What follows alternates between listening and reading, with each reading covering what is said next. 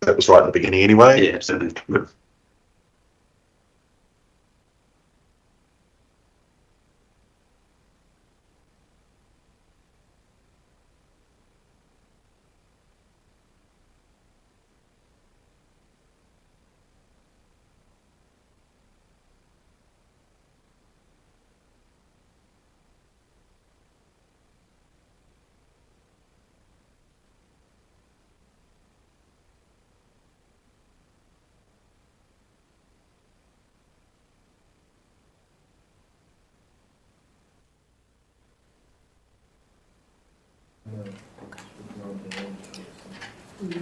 Okay. Morena, everybody. We'll make a start of today's meeting. I would like to invite Councillor O'Brien to open our meeting with a karakia, please. Morena tātou, kia inua tātou. E te atua tuhunga tapu e noho i te rangi kia tatama i tau ringa matau ki te whakaore i a matau e i ho te otawhai o nā tānga te rane ana tau aroha e awake ana tō riri. E nui ana tāi mahi tau kirungi a matau au mena ki tanga korori i tō ingoa tapu. Amen. Amen. Kia ora tātou. Thank you. So welcome councillors, staff, members of the public and Virgil there from Sil Research. Morning. We won't be too long before we get to you, Virgil.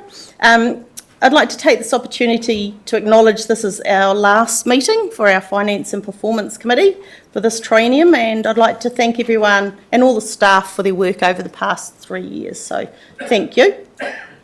Some more admin, just live streaming. So council and standing committee meetings are live streamed on the council's website and YouTube channel.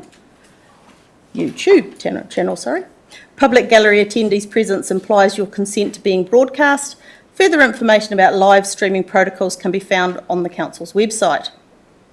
Health and safety in case of an emergency, following the building wardens to the nearest exit. The meeting point is across the road at Peace Park. Bathroom facilities are located opposite the Chamber's foyer entrance.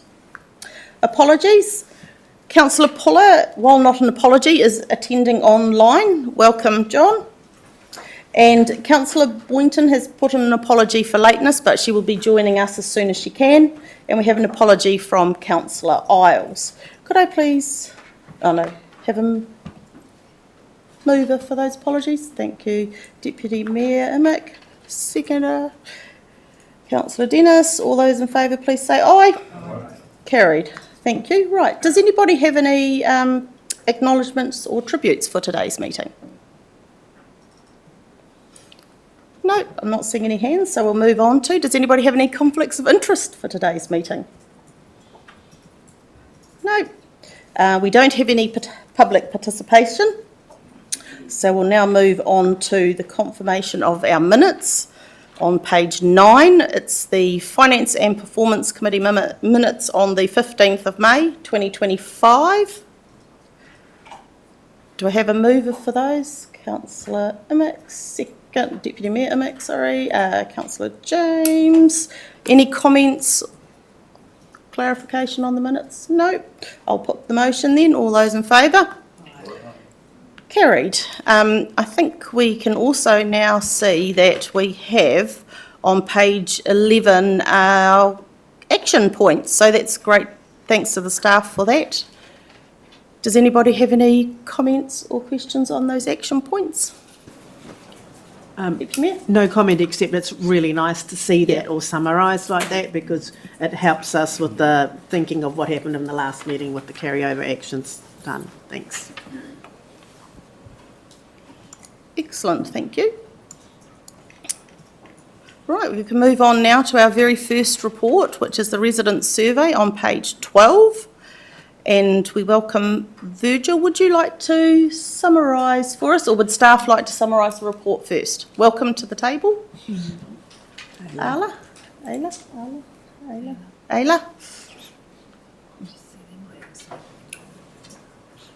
Would you like to open with some comments and then we'll go to Virgil? Lovely, thank you. Thank you, Chair. Kia ora anō, councillors. So we will take the resident survey report as read, and also just take this opportunity to note that this particular report is in response to a request made from the Finance and Performance Committee last year to incorporate managers' comments. So that's what we've done in this report. I will shortly introduce Dr. Virgil Troy from Sewer Research, who conducts this resident survey. So Virgil will take us through a 5 to 10 minute summary, and we ask if we could let him do that and then open for questions, if that's okay, please. Awesome. Thank you, Chair. Over to you, Virgil. Can you hear us and see us okay? Perfectly fine. Can everyone hear me? Yes. Yes, thanks. Excellent, Yes. excellent. Thank you, Ayla, and good morning, everyone, and thank you for the opportunity to share the key findings from the 2024-2025 Whakatane District Council Resident Survey. So the research engaged 600 residents across the year, and it gives us valuable insight into what's working well and where we have opportunities to strengthen services and community trust. Now, when we're looking at this report, environmental context is important. Perceptions of councils' value for money are being shaped by tighter household budgets and heightened sensitivity to any extra costs.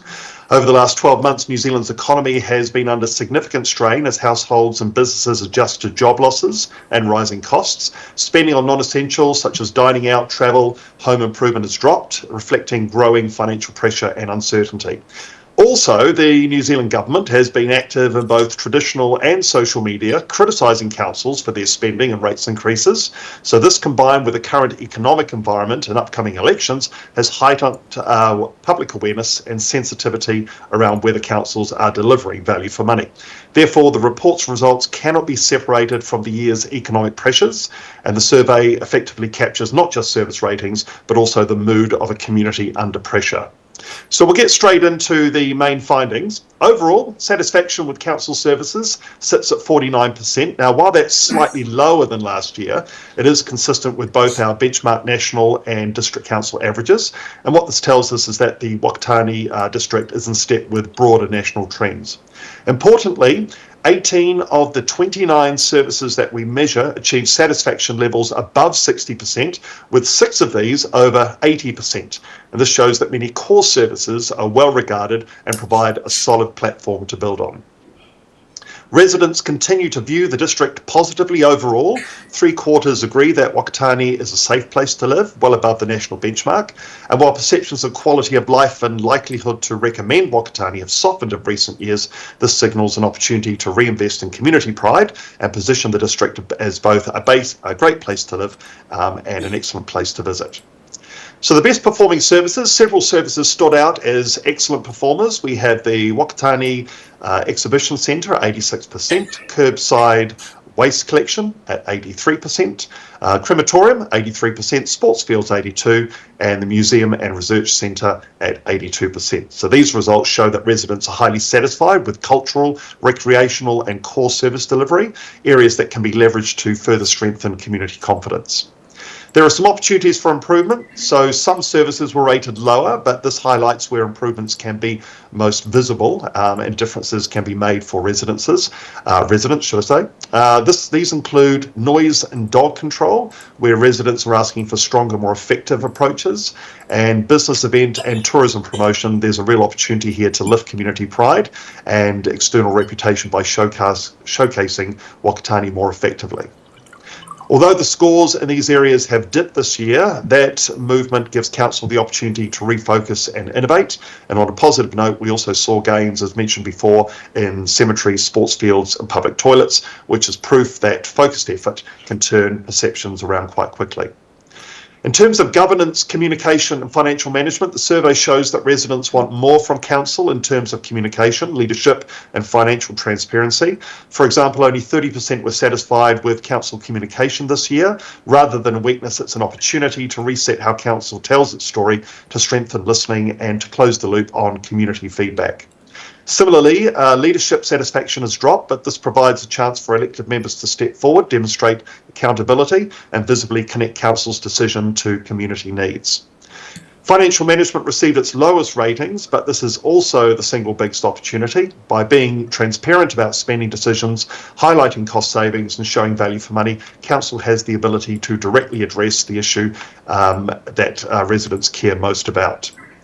In terms of community engagement and communication preferences, encouragingly, community engagement is on the rise. Half of respondents reported engaging with council this year, and formal submissions are steadily increasing, up 36% compared to 21% just 2 years ago. So this tells us that residents are motivated to have their say, and council now has the chance to build on this momentum with stronger two-way communication. Social media remains the most preferred communication channel, particularly around younger people, while traditional media remains vital for older residents. So this gives us a clear pathway, maintain strong digital presence, while continuing to support established channels, ensuring that all parts of the community feel included. So in closing summary, to sum up, the survey shows that Whakatane District Council continues to deliver well on many core services, particularly in waste, recreation and cultural facilities. And at the same time, the findings point us towards opportunity to strengthen leadership, sharpen communication and demonstrate real value in financial management. So by focusing on transparency, cost-effectiveness, service delivery, and actively celebrating the district through business events and tourism promotion, council has the chance to reverse some negative trends. Residents are engaged, they're watching closely, and they want to see progress, and that presents us with a real opportunity to listen, to respond, and to show clearly how we're building Whakatane's future together. Thank you. Great, thank you, Virgil. I'm sure we've got some questions, so I'll put that out to the Mayor, Deputy Mayor and councillors. Have we got any questions for Virgil or staff? Councillor Dennis. I'll make a start. I just found it really interesting. On page 12, you talked about the sample size was 150 people per quarter. I didn't think that was very high to get a very good representation. Then you go down to your document and you talk about dog control, and I just off the top of my head I haven't got it. You've got a error factor of something like 29%, was it? Or I thought that was really, really high. And there was another one there that was 11%. Does that give us a fair idea of the feeling of the community if you're only testing 150 people and you've got that higher of an error margin? I would have thought 3% was the maximum you'd want. And then also there's a conflicting one down further. When you look at the average wage, you're talking that the people asked were totalled up to 590. So I'm a bit concerned about all those conflictions, please. Okay, so there's a couple of things there, and I'll try and cover them all if I can remember them all. But the first one I'll talk about is sample size, and that is a very common question. Basically, when it comes to research of this type, a sample of between 400 and 600 respondents over a population base of the size of Whakatane generally gives us the ability to report on overall findings at a 95% confidence level, plus or minus 4 to 5%. I think that's pretty much the standard average. And that just basically means that if we were to repeat it another 100 times, 95% of the time, it would come back within 4 to 5% of the results that we've got. So that's a really, it's a robust measure for looking at services overall. Where we do have issues, and this is the case with all research of this kind, is when we're dealing with much smaller subgroups or smaller percentages of the community that respond to specific questions or raise issues.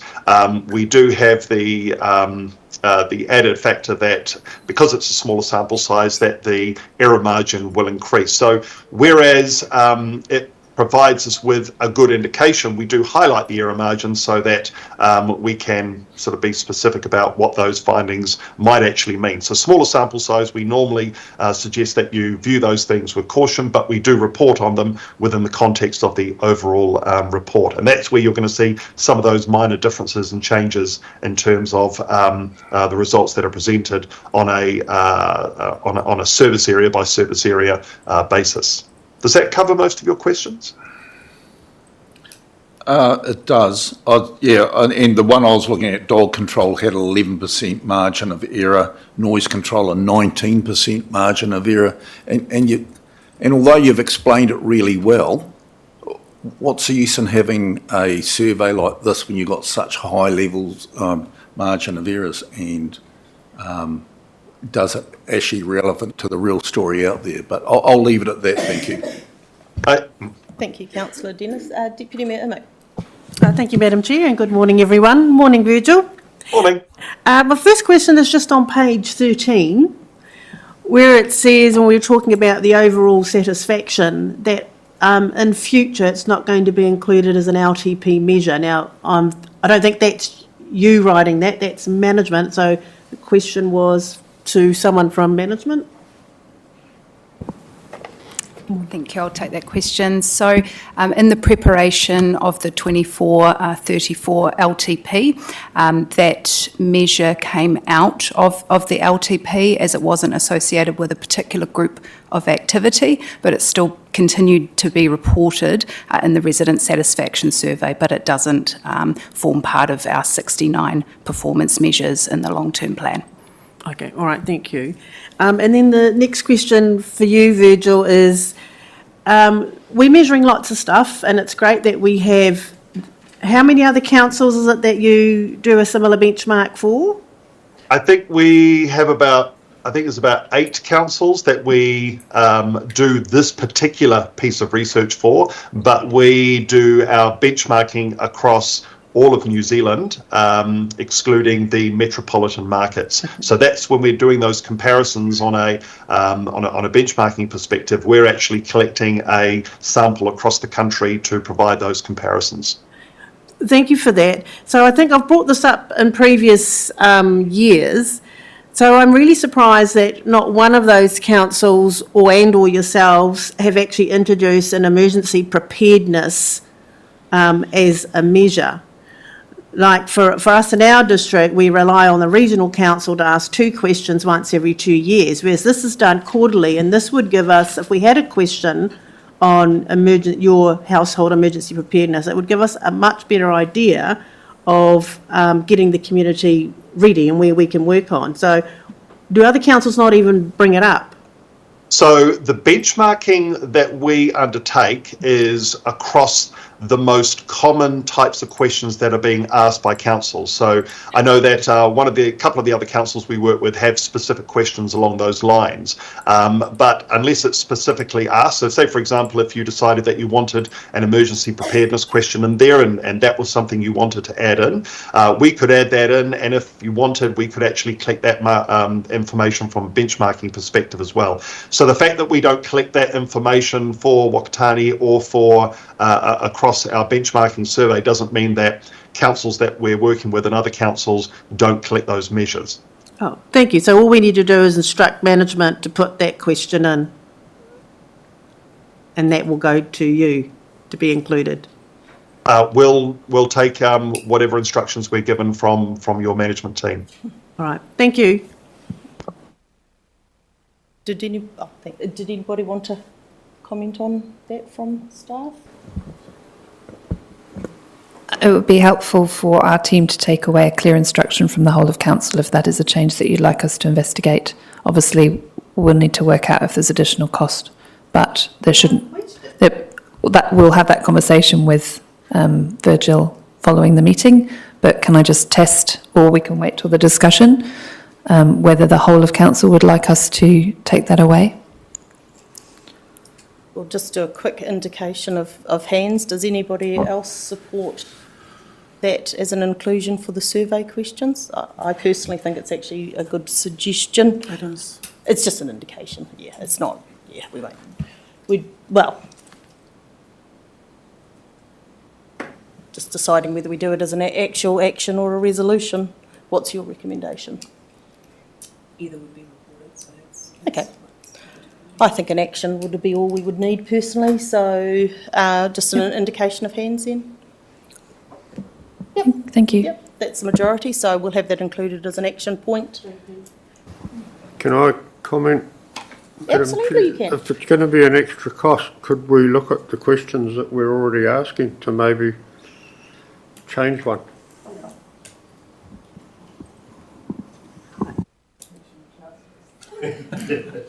I think the questions do generally come to us anyway, I think, so for approval, so that's a time to do it, isn't it? Yeah, we review them during the long-term plan process. Yeah. I mean, yeah, we can do tweaks and adjustments, I guess, during a term, but normally our processes in the LTP will have a session on the performance measures and the process to gather that information.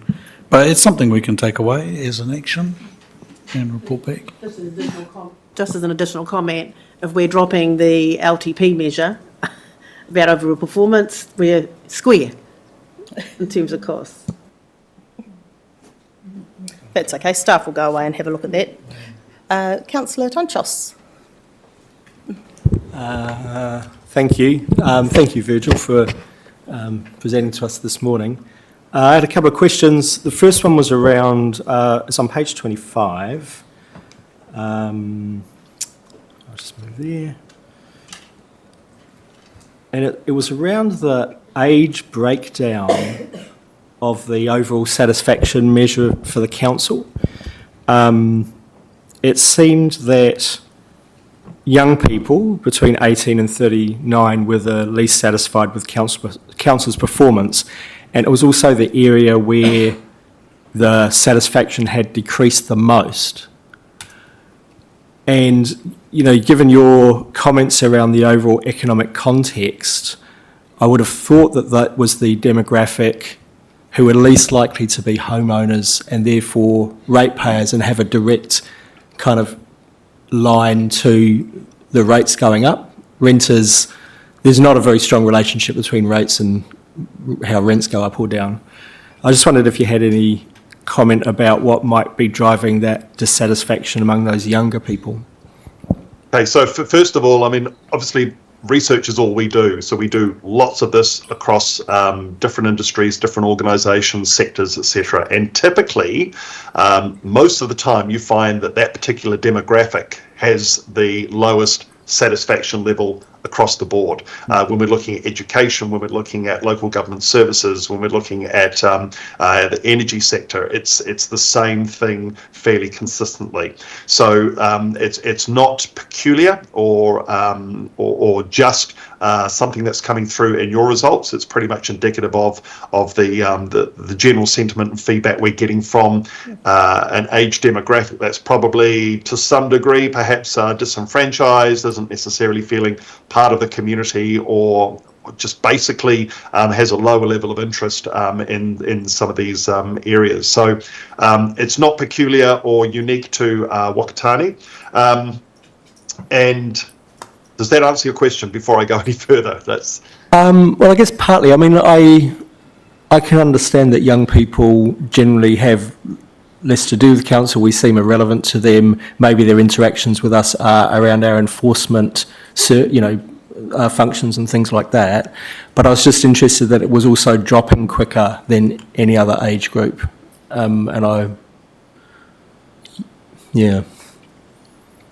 So we don't actually specifically go into some of the rationale or the reasons behind or sort of more demographic profile of that particular age. All we can say is just anecdotally across multiple types of research that generally tends to be a trend that those that are younger typically present lower satisfaction levels. Yeah. Okay, thank you. And I have another question, if I may, as well, which was, it was down to the sample, because, so looking on page 31, I'm just looking at the responders, and there's a very high proportion of people who own their own home, 498, compared to who rented, 27. And I wouldn't have thought that reflects our community particularly well. There's also, if you look at the ethnicity, 450 New Zealand European compared to 178 Māori, and we know that doesn't reflect the demographics of our community. I understand that you weight the results to kind of bring it back into line, so I appreciate that. But I'm just interested in how because I looked at the methodology and I know you do phone calls through publicly listed phone numbers, which I guess most mobiles won't be, and you do social media, but I think mostly through Facebook is what I picked up, which is a particular demographic really uses Facebook. A lot of those younger people don't use Facebook so much. I don't know, I just wondered if you had any response to all of that. Okay, no, that's good. That's good. So, I mean, methodology is always a good topic. And, you know, in terms of data collection, it is a constantly moving target, and it's moving more quickly these days. So we normally use 3 different approaches. So we'll obviously use social media because, I mean, that's where people are. We don't just use Facebook. We also use Instagram, which is generally sort of a younger age demographic. We also do postal. So what we'll do is we make 3 to 4 trips up to the region, and we do a random distribution across streets within the area.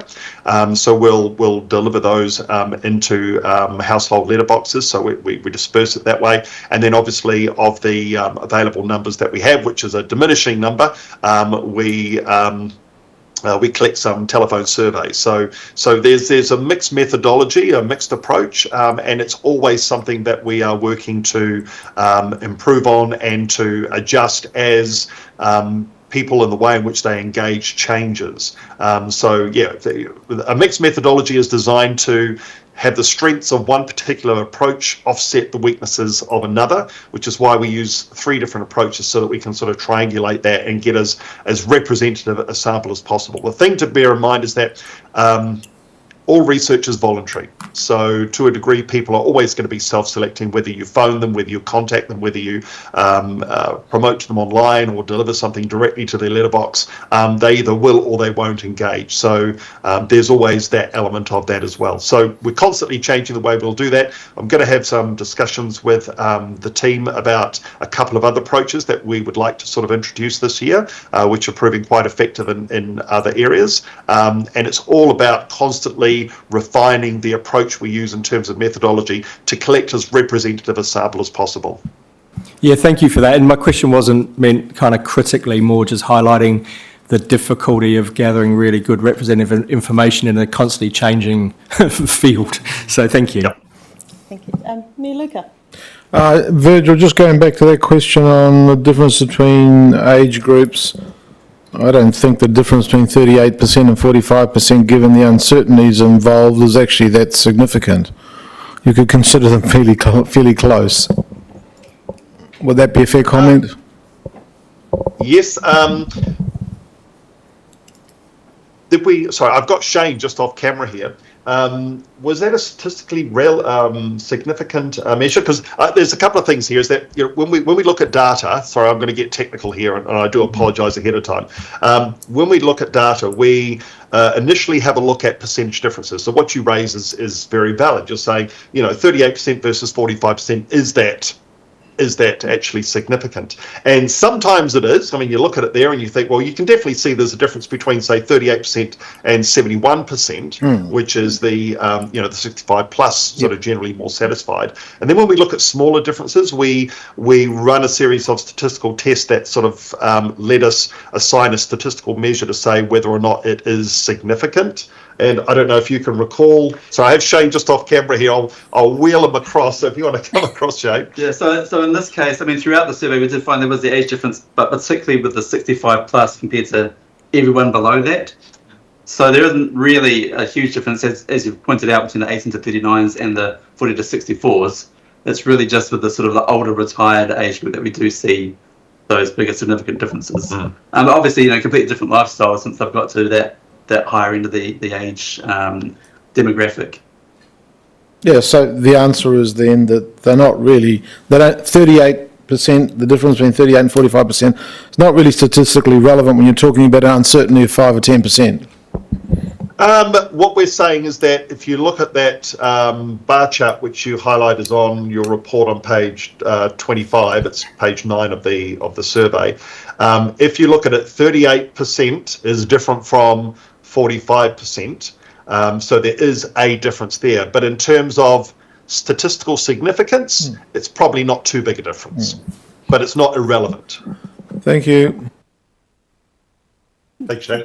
Thank you. I'm not seeing any other hands. I just had a quick comment. On page 21 in the executive summary, we're just talking there about it's the opportunity for management to identify opportunities for improvement. Just going to ask, are we going to be seeing some ideas, some suggestions, some solutions from staff with opportunities that may be identified for improvement going forward? I'm not sure who would like to answer that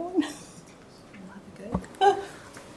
I think the management comments in the cover report that the staff have prepared are intended to indicate where the focus is going to be going forward, noting that, as Steve's outlined, the opportunity to review the process for the survey, including the quality or the significance and the methodologies and all that, is part of our LTP. It's always a trade-off with how much time and resource is available, but the intention is to improve and, as Virgil has talked about, look for the opportunities in not just the results, but also the way in which the data is collected, to make sure that we are actually asking the people who are using the services what they think. That's what the management comments are designed to do, but we can take them away and further flesh them out if that's necessary. Thank you. Great, thank you. Great answer, there you go. Deputy Mayor. Yeah, thank you, Madam Chair. Just further to that, I know that there were some challenges in the tourism promotion this year, or some perceived challenge, and business promotion is down, which is a difficult one for council to actually initiate. But the event promotion, I don't know if you know the answer to this, I felt like we had more events in this last 12 months than the previous 2 years. And I think that goes to your comment of, are we surveying the right demographics within the community? Yeah, I'll try to comment on that. You're right in the sense we've had more events, not just in the number of events, but also the attendance at events. And while we can't say with 100% certainty, our anecdotal and qualitative data tells us that more people are coming from outside the district to attend those events. And as you've pointed out, the people that we're polling for this survey don't necessarily see the promotion for those events and also the tourism opportunities. So it is difficult when we see those results to know exactly why they might be down. We think about that a lot in the team. We talk about, could we do things differently? I don't think any council has it nailed, if I'm honest, but it's something we're really conscious of. All right, I think the same with Councillor Tanchos's question about the youth. They're not on landlines for a start. The social media they're on is probably not the similar to where Virgil and his team are going. So maybe looking at how we can get the best out of that. But that's a council and a SIL challenge. Thank you. I was just going to say, you can say the same thing with our communications too, because we've done more communications than what we've ever done. So, Councillor Tanchos.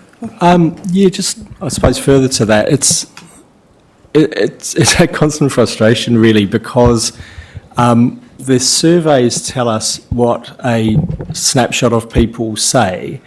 Often when we go into it, it doesn't match with what we're doing. So it's sometimes hard to understand what are the reasons why we're getting some of the results that we get. And as a result, the survey results don't necessarily lead to different kinds of decision making, because we're not sure how much we can rely on the information that's presented. And so then I have to come back to, why do we do the survey? If it's not changing the decisions that we make, why do we do them at all? Surely it should be information that's helpful to us to make decisions. And I don't have any answers to this, but it's it's a frustration because we're not always sure what these surveys are telling us. I think Lainey would like to respond to that. Thank you. I think it's a really important observation that in governance, you can never have a complete picture. You can never know 100% what's really going on, especially in, as Dr. Troy explained, some uncertain times. But I think the survey is still valuable because it is one form of knowledge that you can drill into and try to make sense of. But it is also really important that you, as governors, look for opportunities to get different forms of knowledge from different sources as well. So it is definitely the comments earlier about mixed methodology is important for data, but it's also important for extending that out into different forms of knowing and how you make sense of the data that you're seeing everywhere, if that makes sense. Right, we've just got a question from JP, Councillor Puller online. Thank you, Madam Chair. Councillor Tanjos took the words right out of my mouth, really. But and this is no criticism of the survey, but I just wonder what the value is and what we do with it. And actually, councillors are at the coalface, probably hear more real-time stuff than you get represented in the survey. So what value is there in there? And I know we can't have our head in the sand over this stuff because we're constantly reviewing how we perform, but that's really my question is, and Councillor Tanjos alluded to that too, is what value is it? Does it just get put in the cupboard and never done anything with? Thank you. Thank you, and I think we just had the answer to that. So if I don't see any more hands, I will put the recommendation that the Finance and Performance Committee receive the Residents' Survey 2024 to 25 report on page 12. Do I have a mover? Councillor Tanjos, seconded Councillor Wilson. Any debate or discussion on that?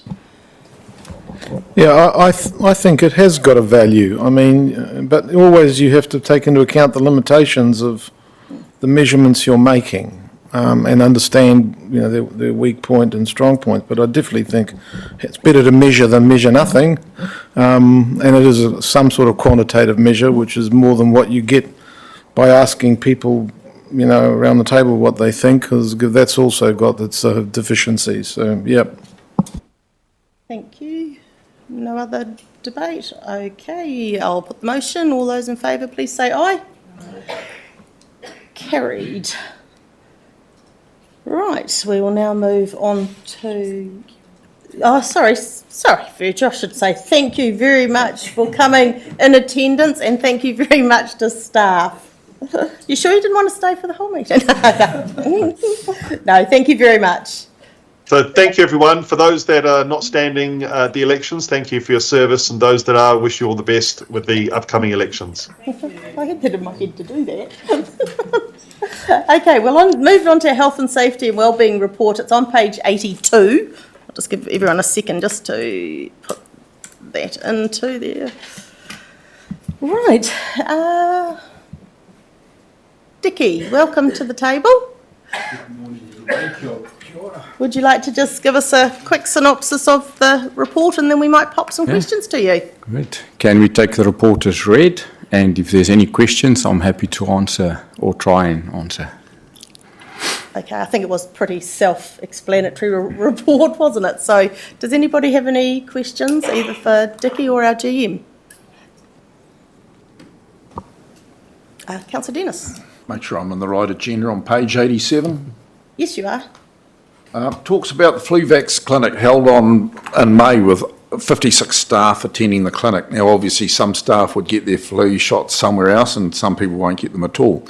Have you noticed this year that the amount of staff off sick has increased? Because there is huge amounts of people out there getting sick at the moment, and do you see a trend with that's increasing this year as in every other business? I can't really give you stats on that, as I don't know what was previously happened, but we do encourage that they do come for the flu vax. It's open for everybody, so and I get it, they go to chemists and somewhere else, but I mean, we encourage, if you are sick, to work from home as well if you can, or just go and rest and not come in, and I think all other workplaces are doing the same. Thank you. Deputy Mayor Emmett. Thank you, Madam Chair. Morning, Dickie. Good morning. It's not on this report, but when the Mayor and I attend the civil defence meetings for the Bay of Plenty, there's a section in there where we report on how many people we have in the EOC team and all the rest of it. Yes. So would that information get included in here? Because I think that's actually of public interest as well. Through you, Chair, I think Leni's got an answer to that one. I think we've discussed. Thank you. Yes, the roster for the Emergency Operations Centre is reported through the Organisational Performance Report, which is coming up. To add to that, I was at a coordinating executive group local authority 2 weeks ago, and we did report those numbers through to that group. Currently, right now, the coordinating executive group is meeting and is also looking at those figures. I can happily report that we are above our threshold for the KPI. For the first time. All right, so that gets reported to the organ perform. Yeah, So when it goes to organ perform, because sometimes it doesn't go up to the next level that we see. Okay, all right, thank you. Yeah, it's in our agenda there. Okay, well, I'm not seeing any other hands, nothing there online, so I will put the recommendation. We're just going to add to the recommendation the time period, which has been left out. So the recommendation will be that the Finance and Performance Committee receive the Health, Safety and Wellbeing report for the period 1 April to 30 June 2025. Do I have a mover for that? Councillor O'Brien, seconded Councillor Tunchos. Any debate? No. All those in favour, please say aye. Against? None. Carried. Thank you very much, and thank you very much for joining us, Dickie. Thank you very much, all. Thank you. Got a bit time. Okay, so we're now on to our organisation performance report, which is on page 92 of our agenda. And Hawaii would like to welcome you to the table. Thank you for that. Thank you, Chair. The purpose of this report is to provide the Finance and Performance Committee with the Organisation Performance Report for Quarter 4 of the 24-25 financial year. Across all performance measures, Council is tracking in line with previous results. Some key things to highlight from the report is that cybersecurity training has increased by 7% this quarter. Requests for service remain strong and above target. 81% of the Council's business plan programs are on track or completed at the end of Quarter 4. We now pass back to the Chair for any discussion. Thank you. Right, we'll move on to any questions on the report or the Appendix 1. Deputy Mayor Emmett. Thank you, Madam Chair, and yes, the EOC, I see that's reported there on page 106, thanks. I'm going to bring up again the cybersecurity for staff participation. Yes, it is increasing, but if we go back to an earlier comment, is what is the point of information if we're not following up and making sure that the actions go through? Well, that has an improvement. This is out of 300 staff, only 50% are cyber secure. So what are we doing? Through your chair, so we have developed quite a comprehensive cybersecurity plan that focuses on both education and compliance. That will go to exec in September. We'll report back to this or to council or committee. We are seeing it trend up slowly, but equally some of the behaviour behind the scenes, we are seeing that staff are clicking less links that we're sending out. It will lead us, we are planning a mandatory cybersecurity module in Cybersecurity Month in October. We think that'll be kind of a good ground. Just some of the kind of intricacies, our cybersecurity expert Vickers has done a lot of work in this around the mandatory. Some of the detail is around, for example, If we had a long runway to that mandatory training, so if you didn't complete the training, you'd be locked out of the system. We don't have the ability, so then when somebody does complete the training, to switch on the system immediately. So we could be in a position where somebody's locked out, and it might even take up to a day for them to get back online. So we're just doing some work to make sure that when we do go along that compliance path, that we are able to manage it properly. As I said, but that there's quite a comprehensive plan that will be rolled out in October. Just supplementary, do we know how we compare to other councils in terms of staff cyber training awareness? We do compare well, so we're quite actively involved in the Bay of Plenty group, and we do, actually our compliance rates are pretty high. I'm not sure how we compare nationally across local government though. Do we have a goal of what we're going to, like set a goal and then head towards it? So we within that program, we do have quite a comprehensive goal around education, so making people aware of the importance of cybersecurity. But there are times of the year where we are looking towards 100% compliance rate for cybersecurity training. Thank you. And I think it's a good time for us to say that we should be making sure we're up to date doing ours as well. So I've got Mayor Luca, Councillor James, Councillor Puller, and then Councillor Dennis. Did you just have your hand up as well after that? And then Councillor Boynton. So Mayor Luca. Yeah, morning. I'm on page 102. RFSs for road conditions seems to be have moved up quite a bit in Q4. I mean, it's a difference of a year. Is there a reason for that? Why should it be so significantly higher? Through your chair, I can ask Cass. I believe it's because the way that we're logging RFSs now.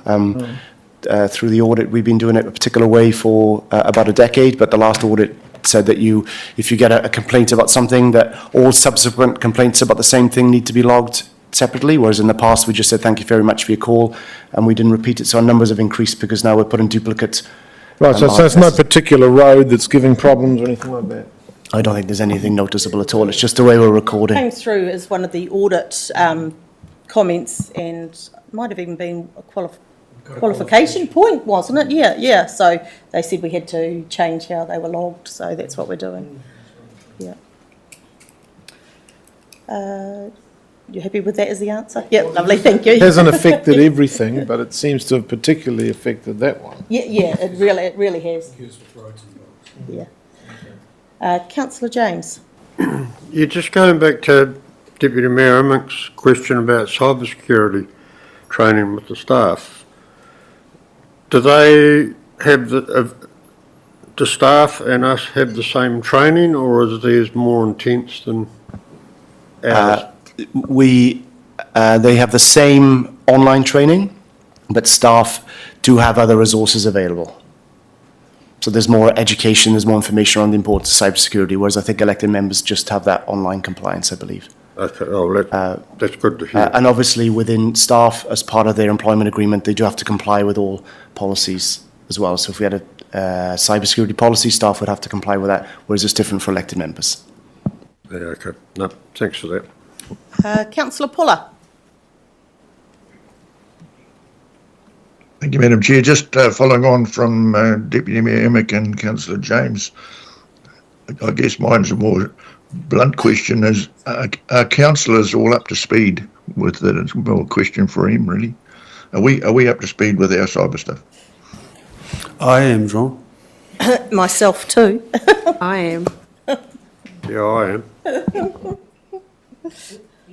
I think we'll get an official staff response on that one, shall we? What I would say, Chair, we won't do a survey, some of those previous comments may or may not have been true.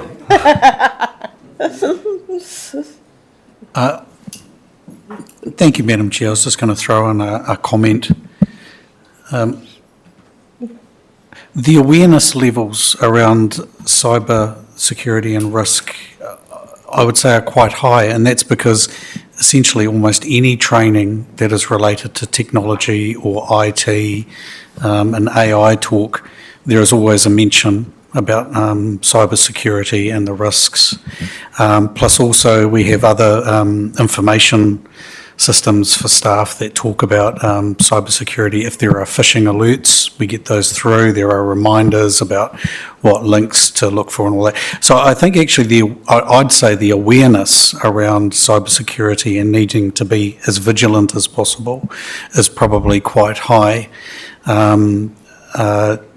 Even though the training is increasing, it's still at 53%. And also too, we have been talking about mandatory, and I've been thinking about it a lot. The flip side of making it mandatory is that actually our cybersecurity systems are very good, and actually staff are quite vigilant. So I sort of get torn between that. Well, is it a higher priority than something like health and safety? So that's something I weigh up. No, I just thought it would be quite useful to share that with councillors. We have been having conversations about the cybersecurity training and doing mandatory components, and I've been talking to Officer Hatch about that, and he did mention in a statement that we're looking at running a mandatory program. So it's not the regular cybersecurity training, it's a separate program. And we're going to test that as a mechanism. But, for me, I do also sort of think about other things and priorities and where the risks might be, and things like health and safety, right up there as areas where we need improvements to our systems and processes, and we're seeing improved reporting now that we have a person in that role and moving things forward. So I just thought it might be helpful to share that with you. Thank you. We've got Councillor Dennis. Thank you, Madam Chair. On page 99, on the number of staff accessing employee assistance program services, I think it's really good to see this chart in here, and I think it's really good that you've got high numbers. It's always good to do an oil change on your car once every 6 months rather than throw the motor away after 15 years. So I think that's really good. Could I please ask why the quarter two is in black and all the rest are in blue?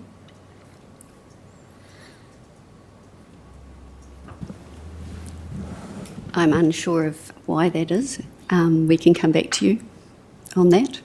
Yeah, but anyway, well done for having that in there, and well done for providing that system for your staff. Thank you. Thank you. Right, well, I don't see any other questions. Oh, sorry, Councillor Boynton, I even had you on my list too, sorry. Councillor Boynton there, Mayor Luca. Were you still going? Thank you. Thank you for the report. I just have a question for, it's probably for Hone, it's on page 100, just with the cultural competency. And good that there's events there that staff are participating in. I just wanted to ask, is there any kind of, I guess, measurement or way in which information is received to see what benefits are happening because of the cultural competency noho or events that are happening? I mean, tangible benefits, we don't sort of have, I guess, logging the tangible benefits, but I think the intangible benefits on the confidence of our staff in engaging with tangata whenua, the education on te tīti obligations, how iwi, hapu and whānau are feeling that council-wide engagement is on the up, and the feedback we're getting is that, and I think Councillor O'Brien has mentioned this, is there's a feeling amongst iwi, hapu and whānau that council is leaning in with sort of humility in its engagement with iwi, hapu and whānau. So no, we don't have data, but I think the narrative that we're receiving from them speaks volumes. That's great to hear. It would be good if we are able to capture some of that somehow when it comes through in the reports. Yeah, noted. Thank you. Right, sorry about that, Councillor Boynton. Mayor Luca. I'm just wondering if there's, relating to the Lagoima requests, about how much they cost us, because there are certain folk who seem to have a pastime of sending in Lagoima requests. Have we got any idea of, any way of capturing the costs? Yeah.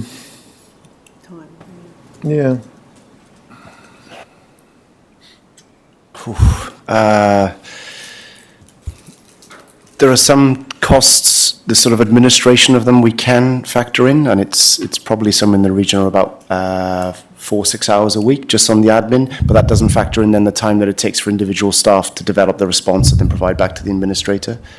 That would be factored in within our 40 hours a week. No, I don't have a figure.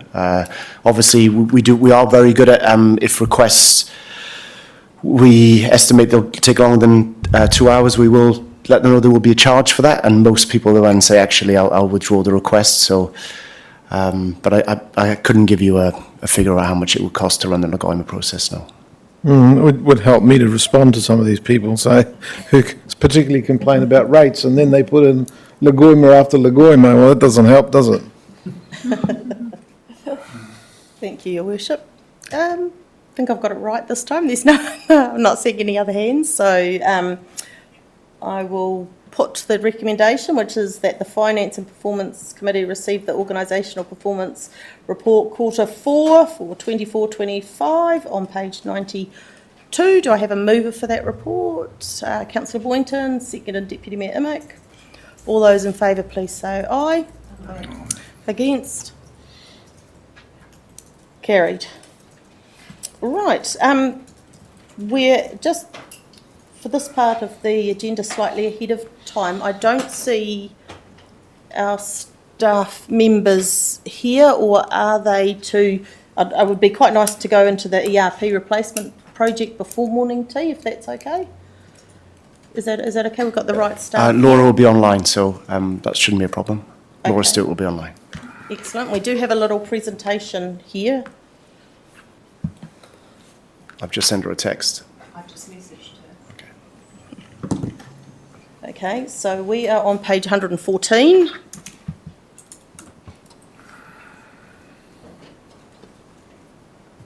I'd just like to point out that on page 116, there is a negative in front of the $2,235,088 for 25-26. That negative is just a typo. It actually shouldn't be there. It's actually meant to just, it is a positive figure, so just point that out that it was just a typo. Right. Welcome Laura. Kia ora koutou. Would you like to run us through the report and the slideshow? I would, thank you. Emlyn, I think, was going to do a quick intro before I do the slideshow. Right, sure. Oh, just Chair, the programme's looking really, really good at the moment. You'll see there's some key highlights and milestones that we've got through. We're pretty much exactly where we said we would be when we came to you in December last year, give or take, I think, around variation around $9,000. So, yeah, programme's looking really, really good, and we're on track. I'll hand over to Laura. Thanks. Okay. Just checking you can all see the slides. Yeah, we've got them in our agenda as well, Laura. Oh, great. Okay. All right. So since Council approved our business case in December last year, we have negotiated new contracts with Datacom. We worked with Simpson Grierson on that, and it was quite involved. It sort of started in February and took us through to June 2025 when we got a new set of contracts. We've onboarded our program team. So in addition to Emlyn as our sponsor and Brian Elliott as our business owner, he's on leave today, or this week rather, we've got a core team of 6. And I just wanted to note that 3 of those team are long-term staff that have been seconded to the program, which is a huge benefit from a change management perspective, as they bring lots of existing organisational knowledge and relationships, which puts us on the front foot. We have also set up a multi-layered governance structure. as you could imagine, a program of this size and this length has a huge multitude of decisions required over time, everything from operational business decisions through to strategic and budget decisions. So we really thought carefully about that governance structure, and it's up and running. We have also shifted our branding. You might recall at the business case phase, we were Project Enterprise. We've now shifted to Program Enterprise, hence the logo in the bottom right corner.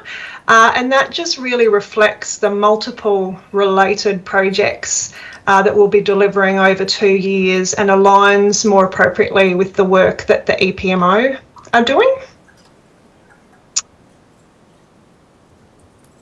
We have also commenced our first project, so the CRM project, or Customer Relationship Management project.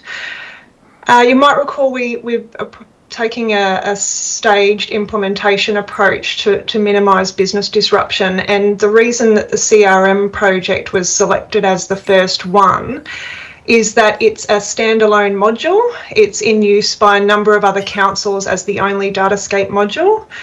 It's also Datacom's most mature Datascape module, so we can take real confidence in the fact that so many other councils have implemented it before us and ironed out any issues. We have approved the design for the CRM project, so that entails a contacts module, a service request module, as well as the design for our Antenno app and our online customer portal. So the Antenno app will allow the community to log service requests in real time while they're out and about from their mobile. And our online customer portal will allow the community to submit service requests online that directly integrate through to the Datascape module. And the third bullet point there refers to data migration. So our contacts data is the only data set that will be migrated from Ozone, our legacy system, to Datascape for the CRM project. And despite both the legacy system and the new system being owned by the same vendor, Datacom, it remains particularly complex. We expected it to be so, and it's proven complex, but we are on schedule to have our first lot of data migrated, ready for team training early next week. We've also had workshops with impacted teams for the CRM project. So we have 15 highly impacted teams through this project, and we've had initial workshops with them to support the design of the module and follow-up workshops. And members from each of those teams are now part of a CRM advisory group. That's a core change management strategy. And members of each of those teams are meeting weekly now to act as champions. They will help us with testing the system and also in training. So just some quick stats there. We've had at least 15 workshops, lots of hours, almost a third of our staff involved. If I flip to the next one, you'll get a sense of the teams there that we're meeting with. So environmental health, solid waste rates, so a huge number of our teams involved. We've also spent some time meeting with other councils and getting a network together to speak with councils that have already implemented, as well as ones that are on a similar journey to us. It's been invaluable in terms of understanding perspectives, internal perspectives from councils, as well as how to make the most of our partnership with Datacom. So you can see all of the ones there that we're currently speaking to, as well as missing from that list are the councils that we spoke to through the procurement phase, so Waimakariri and Porirua, who we're also connected with. In terms of our timeline, we're on track. We're exactly where we think we should be and where we said we'd be. You can see there we're tracking towards an early November go live for our CRM project. And we've also got our finance, property and rates project, which has commenced. So running 2 projects in parallel at the moment.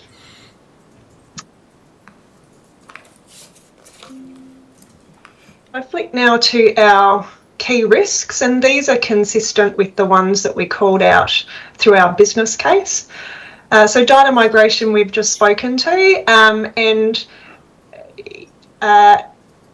in a practical sense, we're actually working with 2 Datacom teams. So we've got to really work carefully with the Ozone team at Datacom as well as the Datascape team. They don't necessarily connect on a day-to-day basis, nor do the Ozone people know the Datascape system, and the Datascape people don't necessarily know the Ozone system. So it is a particularly complex coordination effort in the data migration space, but we've got a good momentum going now. Integrations is one of the other common areas of risk. For the CRM project, we've got 7 integrations that we're working through. So systems that are already integrating with Ozone that we need to integrate with Datascape. Things like our Active Directory to manage roles and permissions, Mailbox, GIS, RAM or our transport system, Objective as our document management system, our telephony system, and Adapt, which the Three Waters team use for service requests. So not only are we working with Datacom on making sure that Datascape talks to these systems, but we also have to talk to all those third parties to make sure that we get the right information. So yeah, another area of complexity. Our change management work stream is going really well. We've had all staff briefings, people leader briefings, targeted team engagement. So from a change management perspective, we're feeling really confident. And I guess those 3 all raise a risk around potential implementation delays. We have no cause for concern at the moment. As the timeline slide depicted, we're on track. We think we're where we should be. And over to the budget. So this is the same table that was in the report. And thanks, Julie, for identifying that typo. With the negative 2 million sounds quite different to 2 million. So the key aspects here are that through the annual plan process for 26-27, we need to look to rephase some of the budget from where it was in the business case and the LTP, and that really reflects contract negotiation time, program planning time, and being able to more accurately anticipate when our vendor implementation costs would fall. So at the business case point, we didn't know if we were going fixed price or time and materials, etc., for vendor implementation. Now we have that information and we have a more specific timeline. We're better able to phase that budget.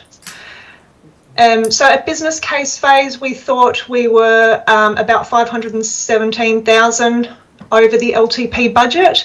We're in a slightly better position now with 500,000 or 506,000 over budget that we will address through the annual plan 26-27 process.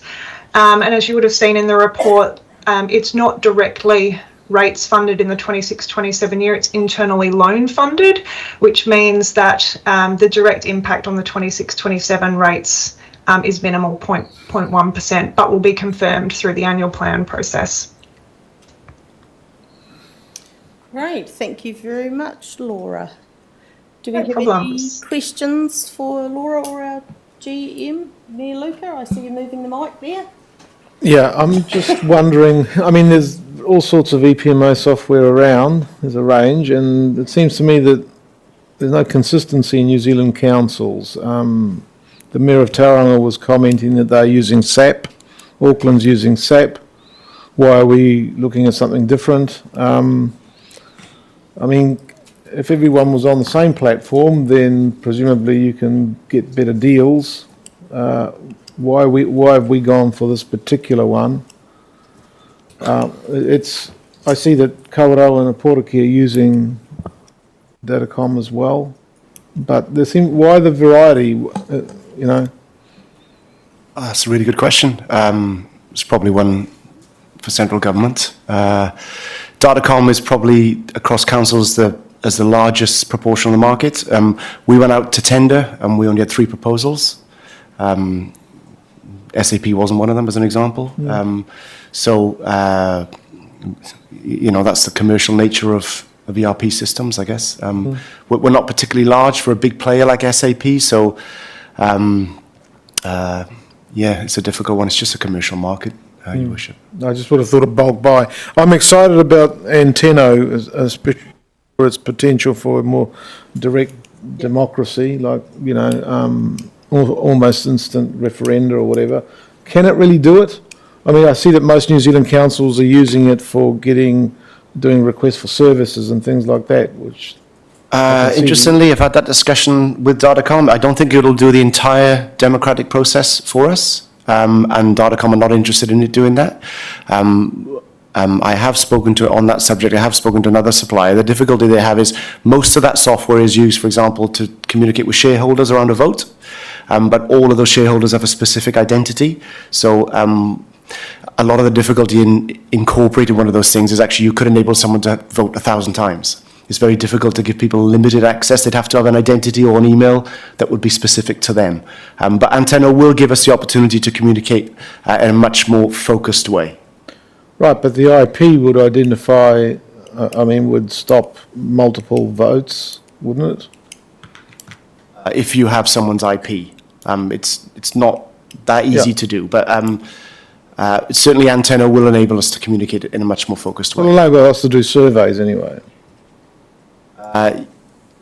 Of sorts, yes, it will. Okay, thank you. Councillor Tanchos. Well, just supplementary to that, I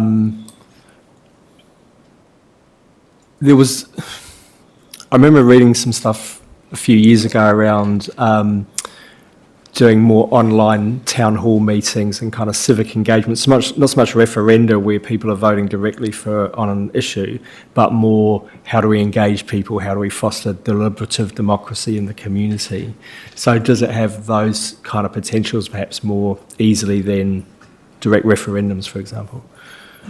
It does. So one of the things actually in the discussions with Datacom and our comms and engagement team have already got a program rolled out because, of course, it does rely on people downloading the app.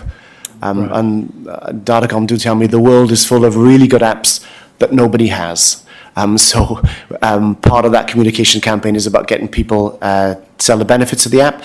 It will enable us to send out immediate information on a wide range of things. For example, council will make a decision on this, council have made a decision on this, get involved in this, there's an event here. But equally, the real benefit that other councils have said to us is if you get, it's very location specific. So if we had a water leak on a property, it would enable us to just tell people within that section of street that there is a water leak, and this is when it will be repaired, and this is where you get more information from. I'm confident, actually, it's going to be a really valuable channel for us. But it relies on people having the app. Correct. Yeah. Okay. Thank you. Right. I'm not seeing any more hands for questions. So do I have a... It is a question? Not moving? Yep. It's just a question related, following on supplementary to what Nandor asked around the increased engagement. With the increased engagement by being able to use an app and access to this, would that also tie into our council meetings, or that people would be able to go through the app to go see our participate or know that a meeting is on or that there's a live stream on or something like that? Potentially. You can tell people, as I said, when meetings are happening. I think if Liz was here, she'd tell me you need to be really careful about the type of information that you're communicating. But it could well be that meetings and where they are and when they're being held, we could use that channel to advertise that. They won't be able to click a link and then live stream the meeting, but we could tell people that the meeting is taking place. Okay, no, that's cool. Thank you. Right, well, I don't see any other hands, so can I have a mover for the report? Councillor James, seconder Councillor Tanchos. Any debate? Just a comment, thanks, Madam Chair. Yeah, it looks really good to see the progress that we're making with this. I know that we'd had a few workshops previously about the selection of, who the supplier was going to be, and let's just be very positive and hope that we can come in on time, on budget, or under budget, on time, under budget. Thank you. Mayor Luca. Oh yeah, well, given the cost, I've got my fingers crossed that it actually delivers what we need. That's, I'll leave my faith in you guys. Councillor Boynton. Yes, so I do really like the aspect of our public, wider public being able to engage more easily with the information that they want to find out specifically for themselves, but also too around public engagement of knowing more about what council is up to and hearing it in a way in which they're able to understand, the workings of council. Thank you. Yes. Could I just say, Chair, you can go to the App Store now and download Antenna, and you'll see what other councils, the sort of information they give out. You can put your address in there, and you won't have anything from Whakatane at the moment, but you can register an interest in other councils, and it'll show you how other councils use it. It's really, really cool. Lovely, thank you. Right, so the recommendations, we have a mover and we have a seconder. So we've got the three recommendations. I won't read them all there. We're receiving it, we're noting the rephasing, and we're noting the forecast shortfall. Mover and a second, so I'm going to put the motion. We've had our debate. So all those in favour, please say aye. Aye. Against? Carried. Thank you. We've already moved one item forward before morning tea. So I propose that we have our morning tea break now. Sorry to the finance staff for the delay. It's just that there may be a bit of discussion around the supplementary agenda with the draft annual report. So I think it's better we take our break than we wait till after that. So we will come back in 1/4 hour, 10:30.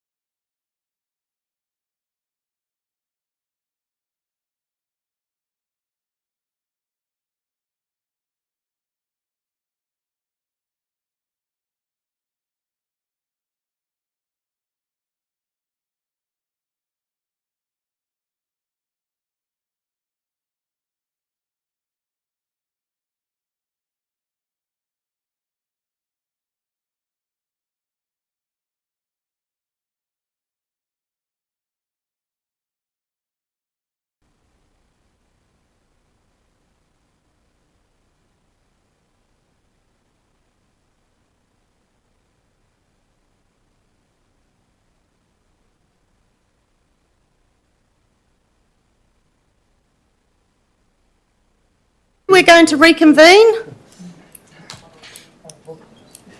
And we are now in our supplementary agenda, which is starting on page 8.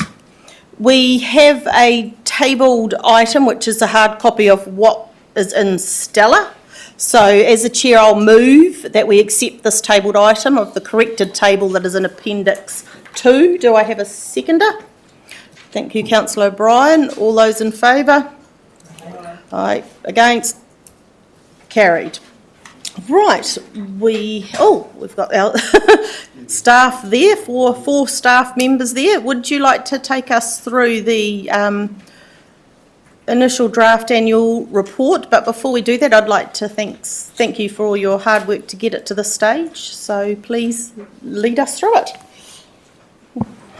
Thank you, Madam Chair. Morena koutou.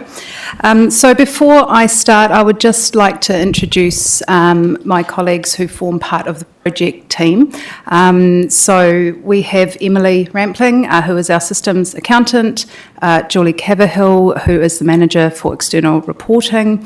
We also have Sarah Stewart, who is the manager for strategy and performance, and Karen Ashcroft, who has joined us as on a contract as project lead for finance for the annual report process, and she is supporting us to quality assurance checks and to support the audit process as well.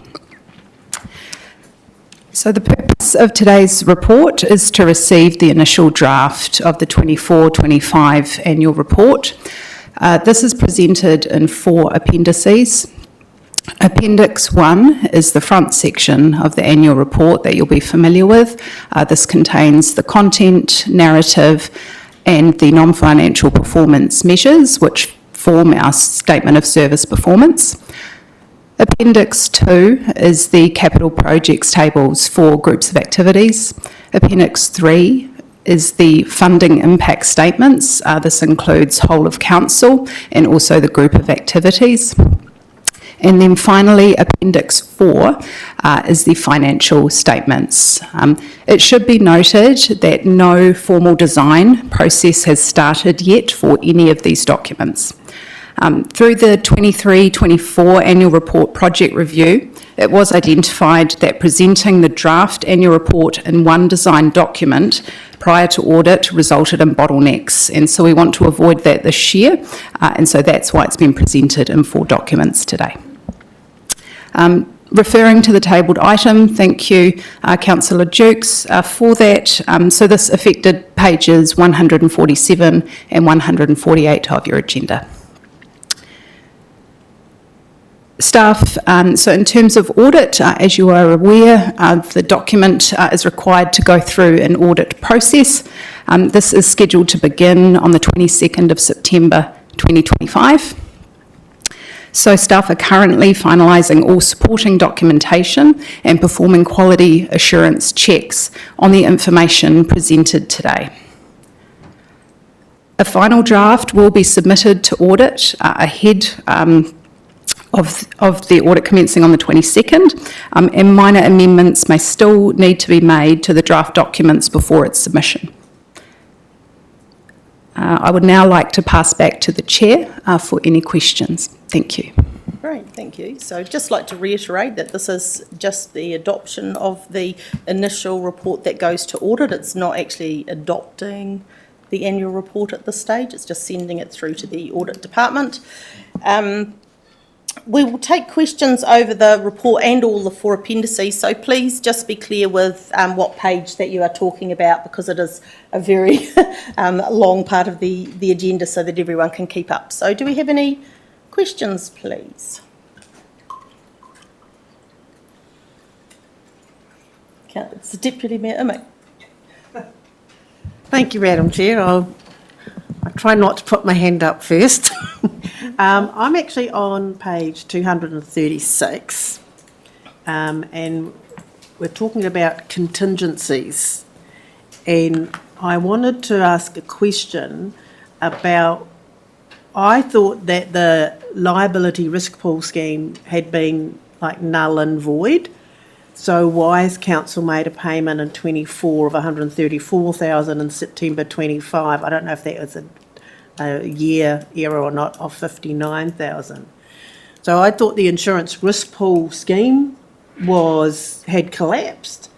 So why are we still paying into it for other councils? I don't know who to just direct that to. I think the year must be Yeah, it must be September 24. Yeah, it must be September 24, so we'll note that, please, as an error. Yes, it has been wound up a number of years ago, but what's subsequently happened is that several of the councils have won court cases against Rispol for the non-payment of some proceeds insurance-wise, and what happens then if a council is successful in their court case, then Rispol are asked to pay out to that council.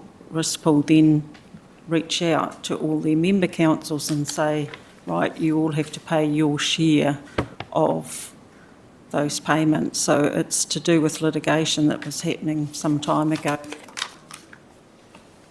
Julie, could you say that again and just bring your microphone closer to you? And as a member council, we have a liability for any court cases that are successful against Rispol for the payment of insurance. So what happened was several councils had basically sued Rispol because they believed they should have been paid out for their claims. They won their claims.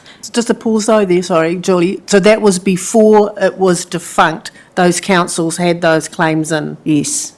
Yeah, there was quite a definitive date when you could put in claims. They had been turned down on those claims, and then they've subsequently won the right for that claim in court. Rispol then turn round and say to the member councils, now you all share in paying out to the councils. So that kind of it in a nutshell. Right, and just a supplementary, if I may. I think from the Risk and Assurance Committee that we actually have a claim into Rispol as well. Is that right? Or we've got something against us that we can claim to Rispol? We did have a claim that was turned down by Rispol. We haven't pursued that. Okay, and appreciating we don't have a CFO at the moment, do you know how long councils that belong to Rispol will have to keep paying out, or is that cut off for the claims before Rispol became defunct finished?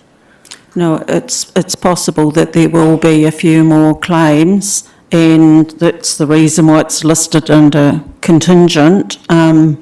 We can't quantify what those final ones will be, but it should be less and less as the years pass, but we can't know exactly what we might pay. Well, that was someone's good contract writing. Thank you, Julie. And there's an additional piece of information. I've been attending some of the risk pool board meetings because additional to some of the legacy claims that are still there that are being claimed against risk pool, the underwriter, which is offshore based in the UK, has refused to pay out or something of that nature, and risk pool is going into, or the board is going into litigation to try and get the underwriter to fund the claims. So if they're successful with that litigation, then that puts councils in a better position. But if they're not, then councils are liable for those future liabilities. So I've been attending those meetings just to get updates on that process. So hopefully a bit of light at the end of the tunnel. But they've got that battle going on as well as those historical claims. Thank you for that. Thank you. Mayor Luca, then Councillor Jones. Yeah, well, this document will be completed. You'll double check it, triple check it, and it'll go to auditors. Could you, for the benefit of people listening online or the members of the public that aren't familiar with this sort of thing, what exactly the role of the auditor is? Sometimes I'm a bit confused because their scope seems to get broader and broader. And how much are they costing us?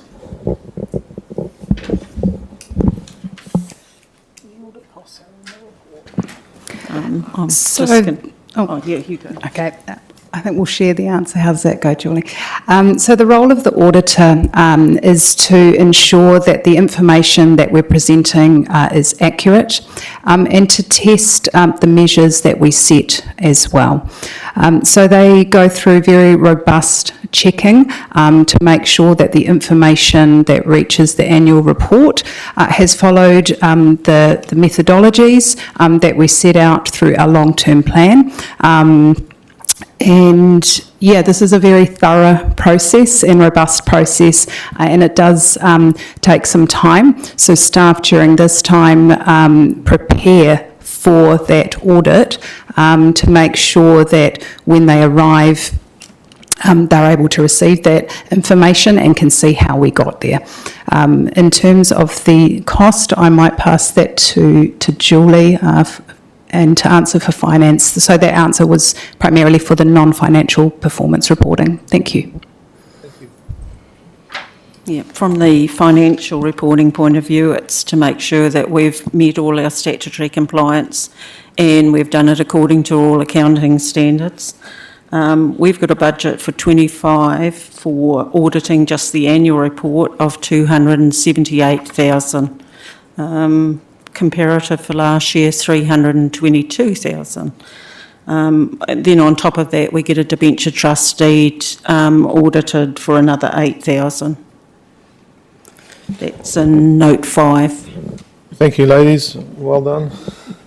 Councillor James. Yeah, just going back to the contingencies again, we've got this class action for the Edgecombe Stop Bank Bridge hanging over us. And I mean, I know it'll be what it'll be, but have we got any indication on when it's likely to end up in court? Or, I mean, it's probably something we're going to have to plan for in the future, isn't it?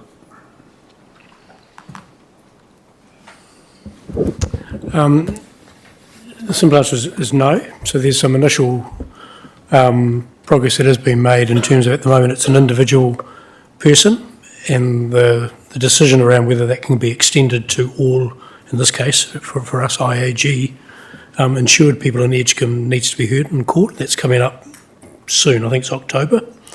And from there, we'll then proceed to hearing from there, but there's no definitive timeframe around that yet. Thank you. Councillor Dennis, then Deputy Mayor. Thank you. Just a query on the charts on page 239 and page 243. When I was reading them at 10:30 last night, I thought my eyes were going a bit funny, but are they the same charts? Or could you explain the difference to me? 239 and 243. They both seem to be renewal and depreciation operating reserves, but I could be wrong.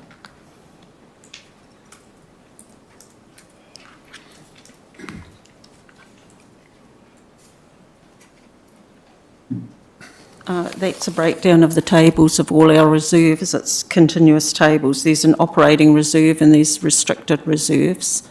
And they then tally back to what's on the balance sheet. I'm not quite sure what the whole table is a continuous table. But aren't they the same table? I think Councillor does have a point. I think they might be a duplicate. If you look at the first three and the numbers, they do seem to be the And same. should there be another table instead? 239 and 243. 239.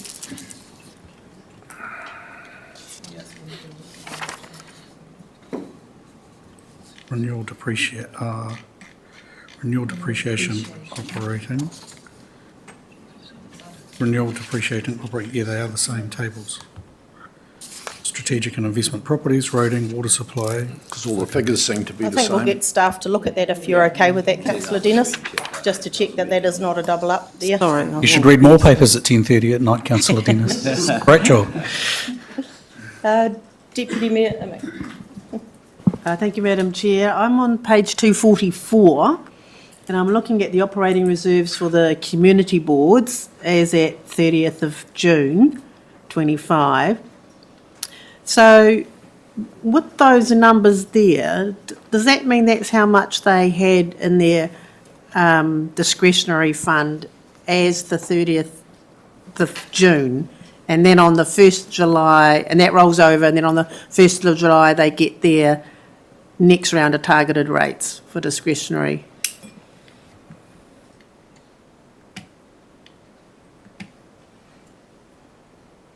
That is the balance is currently held at 30th of June. Sorry, and we're just having a look at this because I don't do the reserves part, but. So that means, so in the case of Whakatane or Hope at 105,000, then they receive another 85,000 on the 1st of July or in July. If the community boards are not spending the discretionary amount that they target rates for, should they get it topped up again the following year? I understand it might be a rates question more than anything else. Can I just add to that, Deputy Mayor? It says 50,000 for the Rangataiki Community Board. We've never had that much. My suggestion is that may be, it says leadership and community, so some of that will be the discretionary fund, and some, remember, you found out a while ago, some of it is that hidden reserve that's been allowed for sending people to leadership conferences and things like that. But I don't think that's all. There's definitely Rangataiki Community Board has never had 50,000 total. No, and I just attended the Whakatane Hopi Board, and their balance as of 30th of June was at this 105.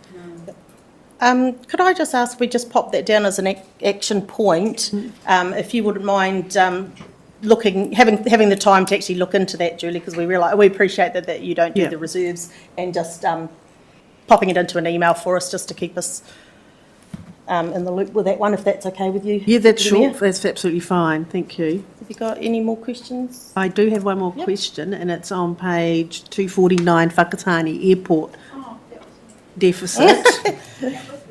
Can I just have an explanation for, we see the last line, funds held by council on behalf of the airport is the 3113 deficit, which is increased. What does the funds held by council mean? Or is this our share of losses with the Crown deficit they're talking about? I'm not... Yeah, it is our share of the equity. We hold a higher equity than Ministry of Transport because of our land ownership. Yes. So it is quite significant, and we've recently just had airport land revalued. So we do have a bigger equity holding, and it's currently one of the issues that's been worked through with Audit New Zealand is what is the balance of equity between Ministry of Transport and the council. So that's what we're currently looking at, but yeah, it does represent our holding. Our loss, our asset that's not producing anything. And then in addition, we have the share of the airport losses to recover from the Crown once the airport audits are done. Is that correct? Yes, that's right. 50% of all the operating deficits Ministry of Transport will pay, once the audits are finished. Thank you. Right, Councillor Boynton. It's just a supplementary to Deputy Mayor Emick. With you just confirming about the amount that is owing from the Crown in regards to the airport, does that not need to be mentioned in the report? That balance that is still owing? Yes, we could make a separate mention of it. It's included within receivables, but yeah, we could draw that out as an individual item. Thank you. Right, do we have any further questions? Yeah. Mayor Luca? Yeah, just on page 176, the statement of financial position, the investment in the limited partnership Boat Harbour still shows as 5.8 million. Is that the original amount that we transferred to the partnership? Yes, that's our original equity. What's since happened is that that investment's been impaired with a view to it winding down. So we've impaired it within our accounts, as has the harbour impaired it within their accounts of what our expected return might be on that equity contribution. Right, okay, thank you. All right, not seeing any more hands. We have our two recommendations on page 8 of the supplementary agenda that we receive the report and that we delegate authority to the CE to approve any necessary changes to the draft annual report prior to submission to Audit New Zealand. Do I have a mover for those two recommendations? Deputy Mayor Immick, seconded Councillor James. Any debate? No, I will put the motion. All those in favour, please say aye. Against? Carried. Thank you very much, staff. We actually have people scheduled to come online for the Three Waters Rating Review Report, so I'm going to jump, if it's all right with the committee, to item 7.7, indicative financial reporting, which is on page 178 of our main agenda. So I'll just give everyone a second just to go back into that.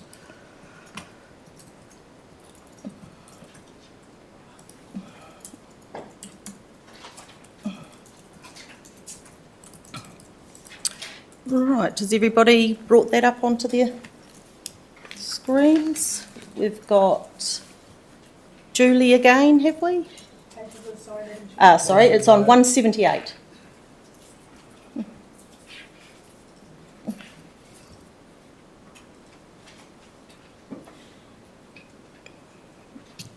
Yep. Thanks, Justin. The report is, the report is obviously indicative as of the end of the 30th of June and will remain so until audit approve. The data was taken at that point in time, so there may be some variances that have occurred since Sorry, then. Justin, would you mind just moving your mic maybe a little bit closer? Sure. Thanks, thank you. Any better? We good? Yeah. It's indicative as of the end of June, and it will be, until it's fully approved by audit, it will remain indicative, and there will be some variances taken from when the data was taken at the end of June. One thing I draw the attention to is the operating surplus of 5.3 million. There's explanations on page 181 to 184 around the operating revenue and around the operating income, both being higher than budgeted. Is there any questions on the report, or would you like any further? Right, well, we're happy to take any questions.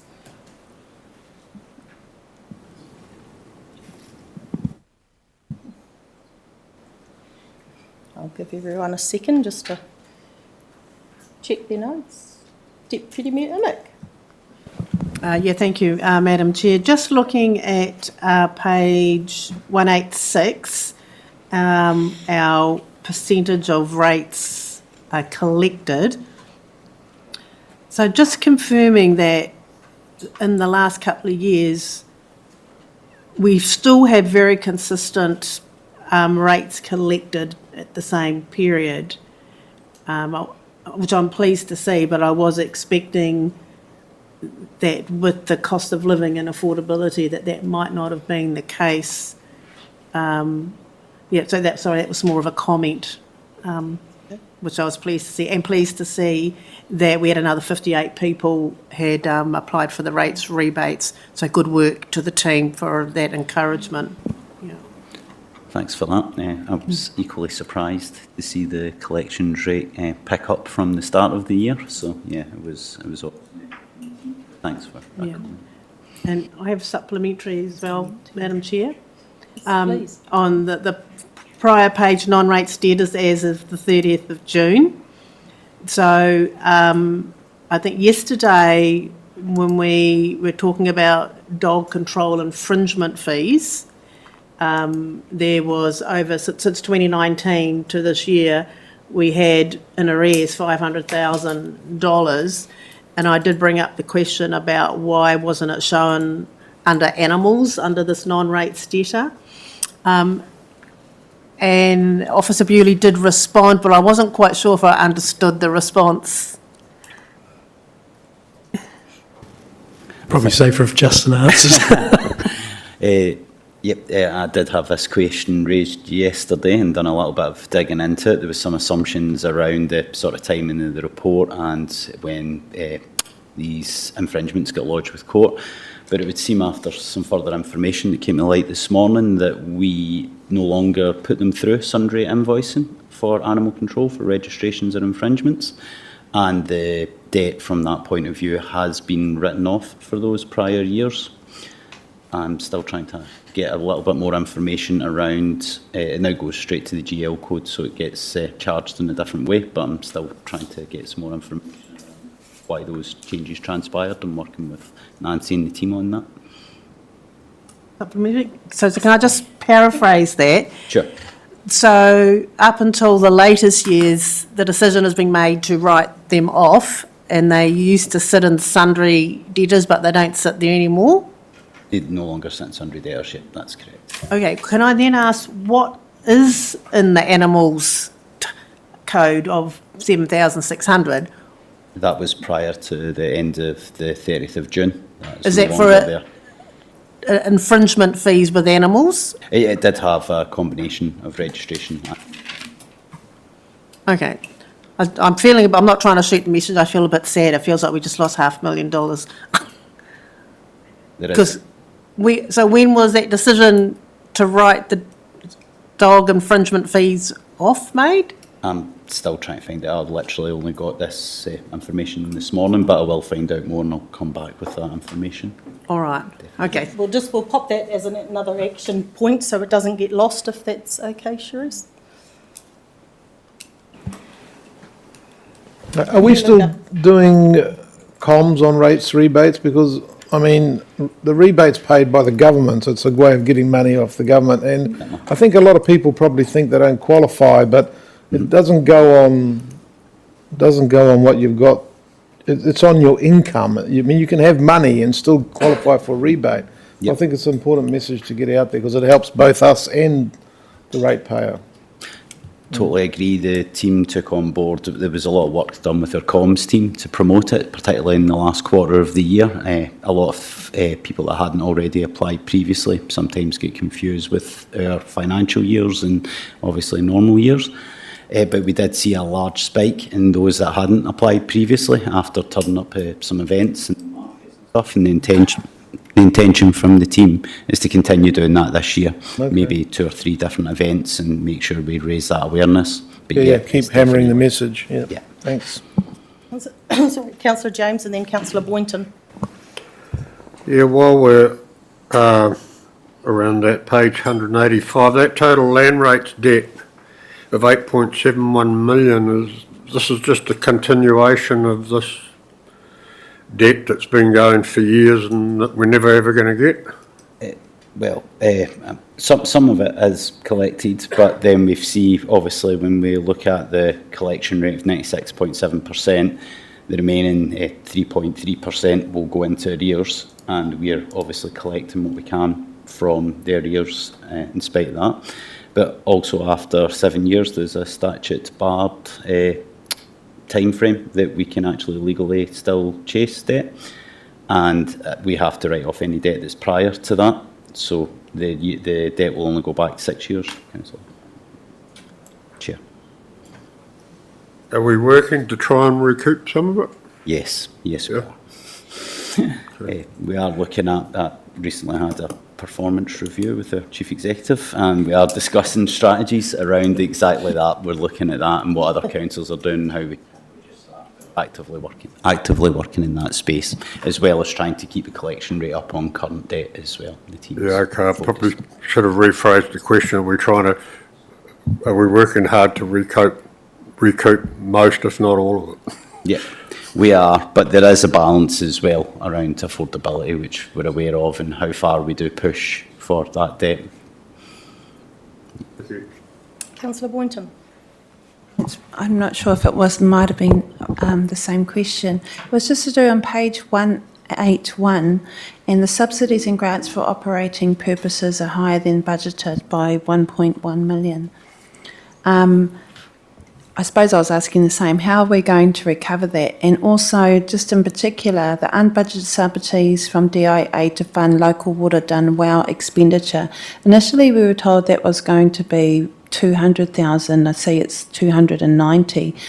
Is it expected that we are going to be charged for this levy as the government, as DIA sees fit, or have they given us an indication of how much they're going to charge in the next 12 months or quarter? Yeah, so just a couple of things in there. So you have budgeted $200,000 this year to implement our water services delivery plan. The 290,000 referred here is a payment to us from DIA, essentially as a contribution and a commitment they made some time ago towards the work. So these are received, not Subsidies owing. and grants. Okay, that's good, fine, thank you. Deputy Mayor Emick, then Councillor Dennis.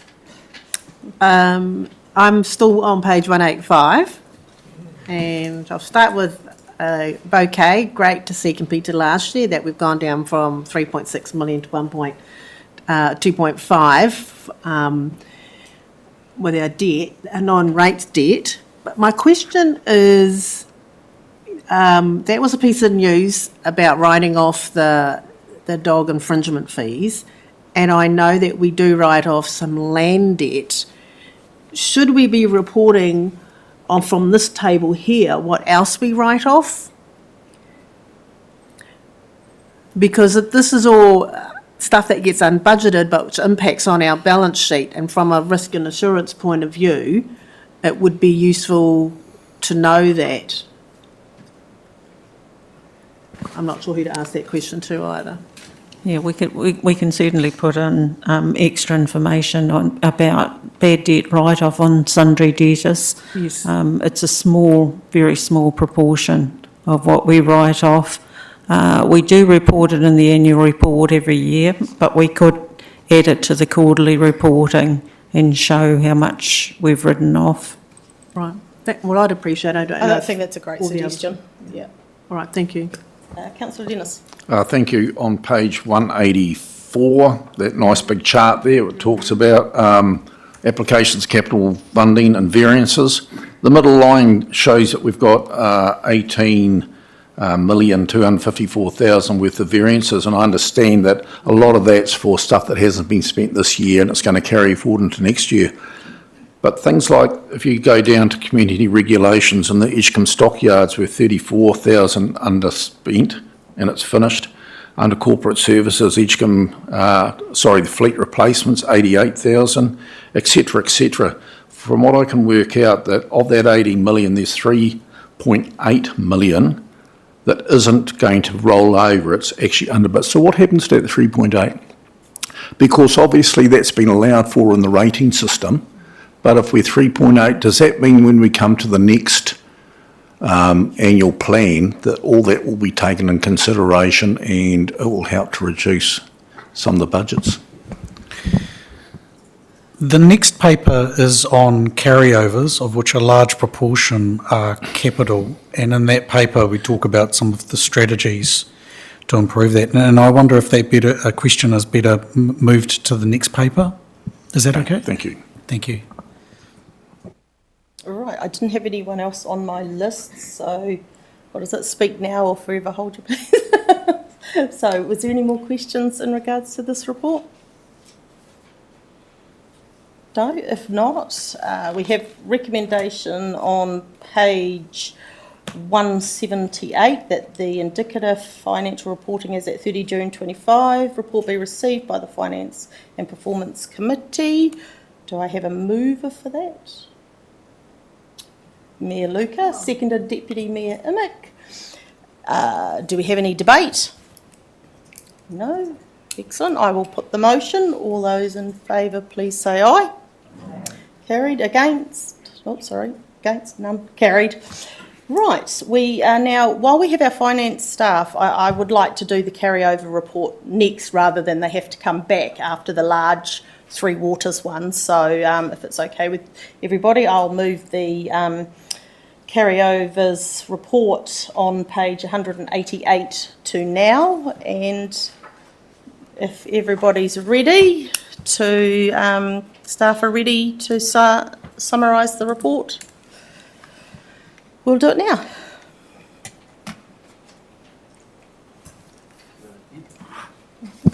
Kia ora again.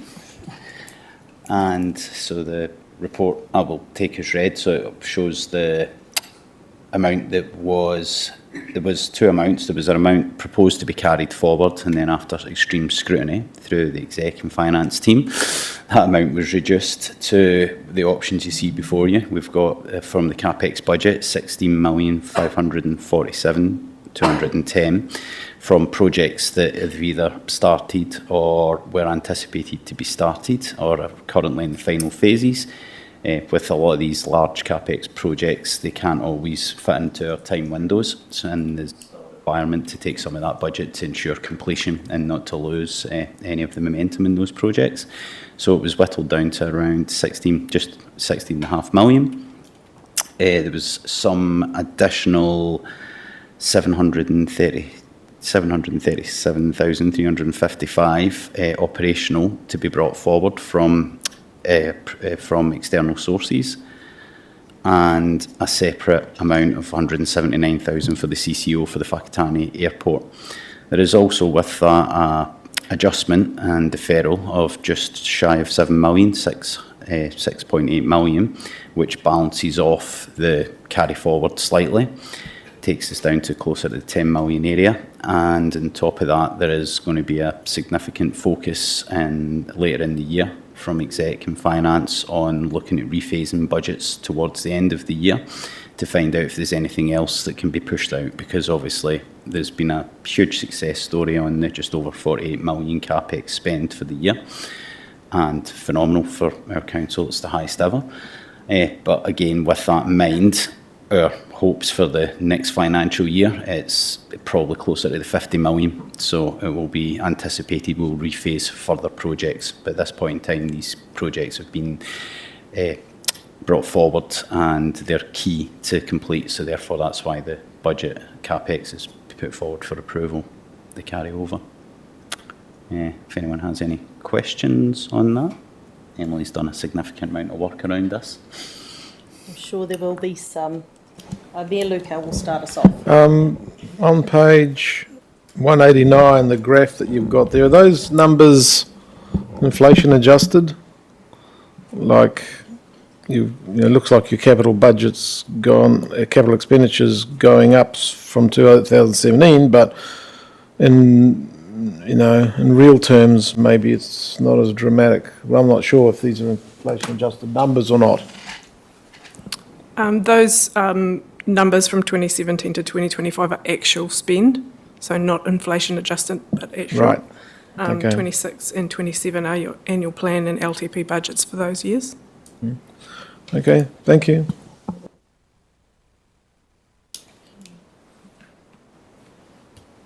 Right, I'm still looking to see if there's any other questions.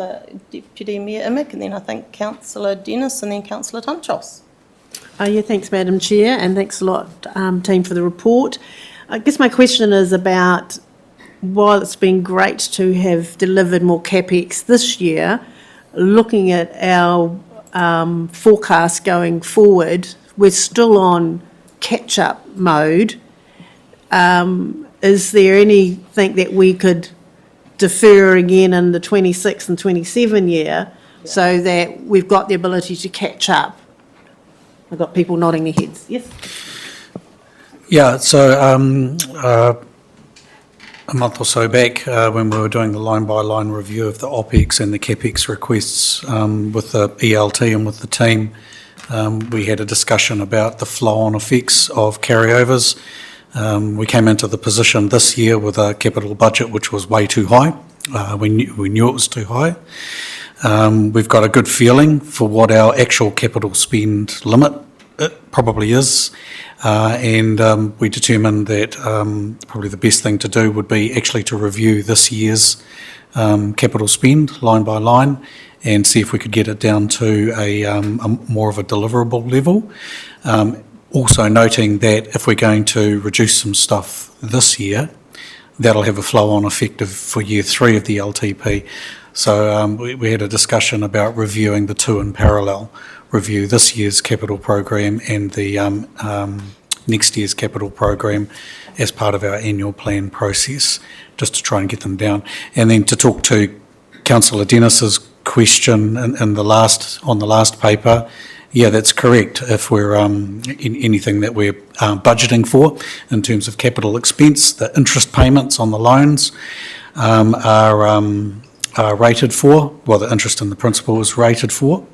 So if we are looking at reducing, and of course we'll be coming back to council, and that'll be the after the elections, to have conversations about any adjustments to the current annual plan and the next annual plan, then there are potentially some rating implications from that if we are able to decrease things. One thing to bear in mind is that with the capital work program in particular, is that things, because normally a capital program takes longer than 1 year to plan, to procure, to settle a contract, to implement and then complete. Some of quite a bit of our capital program that we look at has already started that process. So we need to weigh up that factor as well when we're doing our review, which will probably be in September, October, is actually if we're looking at making some adjustments to our capital program, where we already made commitments, where it would be more expensive to stop now, perhaps we should actually let that continue. So that's the sort of information that we're going to look at, and we'll be bringing that back to council.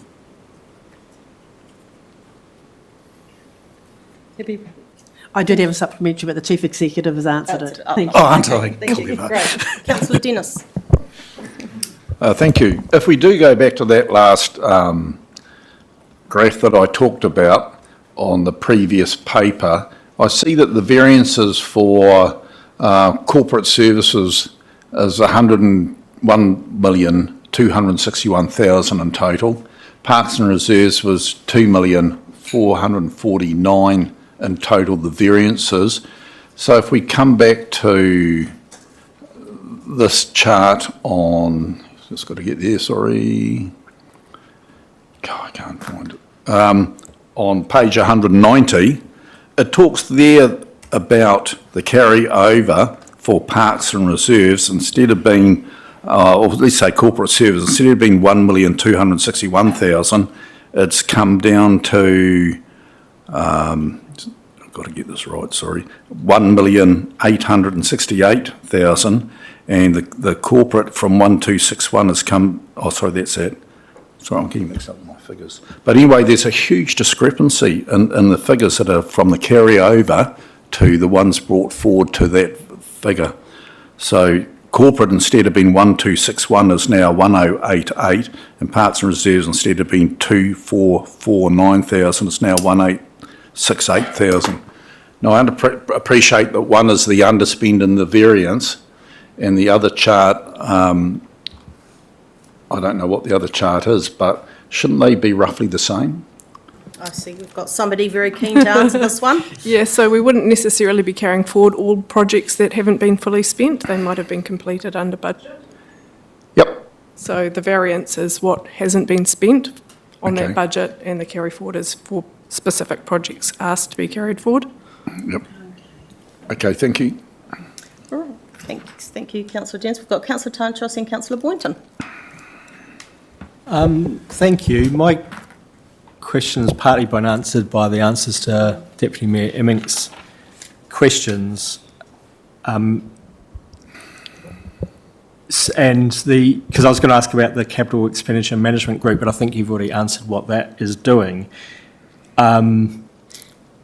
You mentioned some of the potential risks in not pursuing some of those projects around where we've already got some sunk costs. And so kind of two questions. One is, are there any other risks that we need to be aware of if we don't pursue any of the projects that we've got on the agenda? And the other one is, does this come back to prioritisation, I'm asking this because some years ago we initiated a council vision setting and prioritisation setting, like setting out the strategic priorities, and we came up with a whole bunch of stuff and we refer to it in our documents and it's very nice. But I think it hasn't really shaped our decision making about what kind of things we do and what we don't do in real terms, and in particular what we don't do. We did a refresh in this term of council of what those priorities were, but it makes me, what am I asking? I'm asking whether, as governors, it would be helpful if we were to have sharper priorities that we were able to communicate to drive the decision making about what were the projects that we take on board and what we don't. First question. Look, I don't have a good awareness of risks other than the one I mentioned in that first comment. But the process that we go through and the analysis that we do will surface those risks, and that'll be part of the a council report that comes through if we're going to make any adjustments to this year's plan or the 26-27 plan. Actually, I just thought of another risk. We've made commitments under our water services plan to a $21 million per year budget for water services. So, a risk might be actually, is there enough space in the other capital projects to keep that one fixed? Is there enough variability? But on to the second question. I think that's quite an all-encompassing and philosophical one. How do you end up with a work program that is quite large and has not been delivered? ELT agreed to take a really hard line on the OPEX carryovers in particular and said no to anything, and there's the list is in one of the tables. Essentially the criteria that ELT came up for that was, well, if it's not contingent on external funding, so revenue, then we'll say no to it. Probably a different criteria, or one of the criteria that councillors would have talked about, I'm sure, when it did that vision and prioritisation setting. I think also too we're starting to get a better understanding of what our limits are in terms of delivery as an organisation, and we're getting a lot more clarity around what our staff can deliver and over what period. But there's a lot of complexities that get thrown into it as well. There's new compliance regimes that can delay projects, so they span over multiple years. There's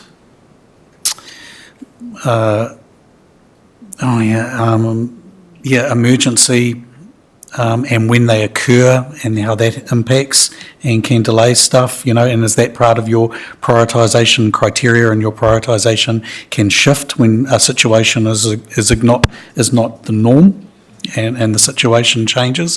Yes, I think there's a few things that go into it, but I guess as part of the process, in order to take a shopping list that this is this long and trim it down, that's actually probably when we'd need to resurface some of that prioritisation stuff and talk about actually what's gone into that decision making.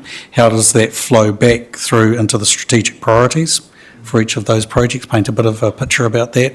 And also too, I think there is something in the staffing bit. In order to deliver a very large program of work, you need to increase resource. But, our economic context has changed.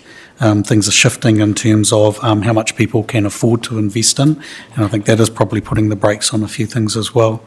So a bit of a roundabout question and a roundabout answer, but I hope that helps. But I think as actually we go through the process, that sort of stuff around prioritisation will come to the surface again for when the council needs to make its decisions. I guess I feel like we're not closing the loop somehow. We're not coming back to, we set our priorities, which are fairly general, then we end up with a shopping list, and I'd feel like we're not closing the loop and going, are these actually taking us where we need to go? Are we really explicitly clear about whether we're doing that or not? But, yeah. Thank you for your answer. Yeah. Thank you, Councillor Tanchos, and thank you for that good answer. Councillor Boynton. I think you sort of answered it was a similar question to Councillor Tanchos. I suppose then I changed mine because I was going to ask, how are we going to go through that process and who gets to choose on those and agreeing, are we agreeing now that, yes, we commit to those that are listed that are going to be put on hold? Because looking at things like Reo Rua and the arts strategy, which had invested quite a bit of time, in the last few years to be able to put together and had been put on hold in the sense of having people come on board to be able to fulfil the strategy. There's many in the community who have waited for that. I know this kōrero is probably for that time when we go through the assessment, but I suppose the question is around how solid are we in approving this today, and then we've put a hard line in the sand so that when we do come to the discussion over what's prioritised, we get told, no, you've already approved for that to be stopped and gone. So the intention here was to put everything on the table that the executive and the team talked about. At the end of the day, councillors get to make the decision. So this is a recommendation, but if councillors want to change anything that we've put up, that's your prerogative. Our job is just to put up recommendations and council to decide. But we would appreciate that decision today if you're going to change what we've recommended. Supplementary. So the amount that remains there, that then, if we agree today, and the amount that's in there remaining, does that go into the pool again to be put towards something completely different? So that project just completely ends, or does that project continue until that funding is gone? What we're proposing for the OPEX, and just for clarity, we're on table 2. Yeah, OPEX, yes. Is that if the money hasn't been spent on that project by the 30th of June, then the money is gone. It doesn't flow over to the next year. There may be a case for a number of these deliverable lines where there is another budget this year, and I think the Reo has another budget for this year. So Reo has another 90 odd thousand for this year in its budget already. So instead of taking this, so in that particular case, we're saying that budget wasn't spent in the 24-25 year, so that budget is gone. But noting that there is a new budget. So that was some of our decision-making process too. We were looking through going, actually, if there's an OPEX budget that's been set aside for this financial year, then actually it made that decision a little bit more sensible and rational to say, actually, we won't carry over what hasn't been spent then. Is that helpful? Yes, no, that's okay. I might be making a different vote. Thank you. Thank you. Councillor Tanchos? Oh, just a supplementary on that. I think that's really helpful actually to understand. So what we're talking about with these operating expenses is they're simply not accumulating, rather than that line item is no longer going to be implemented. You've said that some of them have budget in the next year, presumably then some don't. Can we have some indication of what those are? Because that might make a bit of difference. Right. Between the 6 of us, can we have a crack at which ones have budgets this year and which ones don't? Airport development feasibility? No. Proactive property development? Yes. Small amount. Small amount this year. Town vision update? No. No. Cycle planning and implementation? Yes. Yep. Landslide district plan change? No. No, but will be part of the district plan review. District plan review, yeah. So it gets incorporated into that other project. Coastal hazards review is linked to that. Minimum floor level consenting is linked to that as well. Is that right? It's actually a plan change we've just about finished anyway. Yeah, okay. Art strategy and implementation? No. And Aotearoa? Yes, and it's close to 200,000 allocated for this year. That means it will continue. Thank you. Excellent. Deputy Mayor? Yeah, just on the art strategy and implementation. So what's the consequence of that not being implemented? Is that a staff member or is that actioning some of the stuff that's already been initiated? It's in relation to, I guess, changing the delivery vehicle for the arts and culture space, which in its approach should address the implementation of the strategy without needing the additional budget. Thanks. Sorry, I didn't quite hear the end of that. Could you just repeat that, please? We're reshaping the arts and culture delivery model in terms of the way it's staffed, including I guess a vehicle being a support team that has a programs promotion and digital function specifically for the arts and culture space across heritage, library and galleries.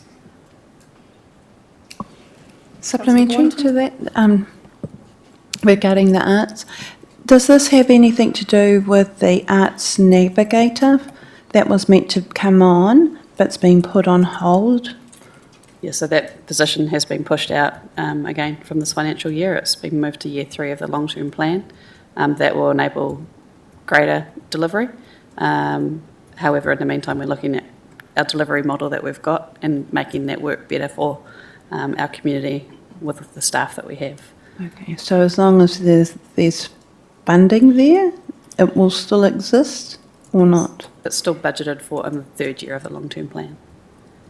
Councillors will be reviewing those FTE as part of the annual plan process. So we're looking at the year 3 FTE and that'll be in November, December. And I think actually this conversation is reflective of actually we're trying to make some really hard calls around our budget. Mayor Luca. I was just going to say that it is the next annual plan development that gives us a chance to get some of this right, because the inability to spend capital, I mean, business I was in before, you don't spend, the next time you don't get it. So you go around asking for lots of money and then you can't deliver on it. That's a quite serious business. And also, I mean, on the bottom of this page, again, on 188, we say, oh, this is the most we've spent, 48.8 million. But if it's not inflation adjusted, it's a meaningless statement, really. Anyway, annual plan is the place to do the fine tuning and to actually get it right. And it's also critical with the CapEx that if we're carrying this forward amount, and it is in the report that this is happening, but it is critical that it does happen, is that we're readjusting what we've got planned for next year because we can't do it all. I mean, I haven't been on council as long as you have, but this is the conversation that we have continuously. Every time with capital expenditure. Yes, it is. So we'd like to see some improvements for next year again. Right, any more questions on this report? If not, we've actually got the 4 recommendations are on page 188. So recommendations 1 is that we are approving the carry forward of unspent capital. 2 is approving the carry forward of unspent operational. 3 is that we've got approves the carry forward of unspent capital expenditure budgets associated with the CCO Whakatane Airport, and 4 is approved the adjustments and deferrals to the 25-26 financial year, providing a reduction to the annual plan totalling 6.8 million. And it's on 188. Do I have a mover for those recommendations?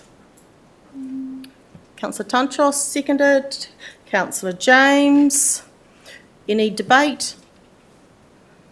Put the motion. All those in favour? Against? Carried. Thank you very much. Thank you very much to our finance team. You're free to go now. And we invite to the table, let me turn my page here, our Three Waters Rating Review Report, which is on page 133. And we've got Philip. I know we've got Philip Jones. Hi. Who else have we got? It's not written here. Howard Sevenson. Sorry? Howard Sevenson. Howard. And Greg. And Greg. Please, welcome. We'll give you a minute. We've got a bit of a changeover. So this is our, if I've managed it correctly, this is our last item on our agenda. So the floor is yours, gentlemen. Please run us through. And I'd also like to note that there is information in the supplementary agenda as well, and that hopefully I've written it down correctly. There is going to be potential changes to the recommendation. So, Sorry, the changes, it's not a change, it's the recommendations are broken down by advantages and disadvantages later in the report, and somehow due to formatting, when it went into the agenda, they were cut off, but the recommendations are still the same, and the recommendations are at the start of the report. okay, because when I looked at the supplementary recommendations and compared them to the recommendations in the report, they did differ. The wording might be slightly different, but it's the same 5 recommendations for the water supply. Yeah. And the other part was just a cell, and one of the advantages seems to have blanked on its way into the agenda, but again, it was just to make sure that that advantage was captured correctly. Okay, so as long as you're happy then that Yep. the recommendations are what are on page 133, that's great. Those several recommendations are correct and Yep, accurate. thank you. Right, please, gentlemen, run us through the report. Thank you, Chair. Bit weird being on this side of the table, but that's all right. I think, take it as read. This has been a sort of a long process, but the principle here we're trying to do is get your agreement in principle that these are the options that should be considered by the new council when, after the elections, to be then formally considered by the new council as your preferred options, to be considered by them, to be then developed, refined. Particularly, I think the issue that will need further refinement, significant refinement, will be the transition plan. We haven't tried at this stage to forecast what that would look like or even anticipate without knowing the indicative budget for next year and subsequent budgets. That then will actually then dictate what the transition plan, if the recommendations are agreed by the new council, would actually look like. And I think that's, so what we've put in the paper is around the transitions, which I think is very important, is the principles of how that transition would actually work, to ensure that it's a smooth transition and there's full transparency for everybody as council, if they proceed, what it would actually look like. Now, it's that's the next serious bit of work that would actually need to be done. And then the final step would be then a formal consultation in parallel with next year's annual plan, with the intention of adopting it from 1 July next year. So. Thank you, and we have had a workshop on this, so we are familiar, so I'll take questions. Phil, are you Opinions.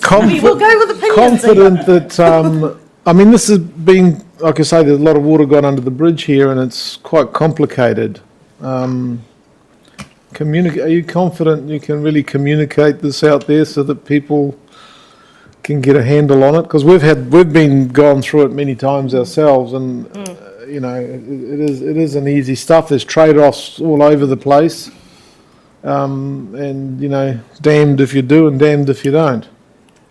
I think what the critical consultation and community that, and I'm not an expert on this, I think we'd probably need some expert advice on this, would be to say is what's the long-term position going to look like for everybody? What we're then trying to do is minimise the impact and smooth that impact as best for the tools that we've got in our current toolbox, what is available to actually smooth it for everybody. And I think that, to me, should be the focus, rather than people seeing a change next year and the year after, but what's the long-term vision, because that's what we're actually after here.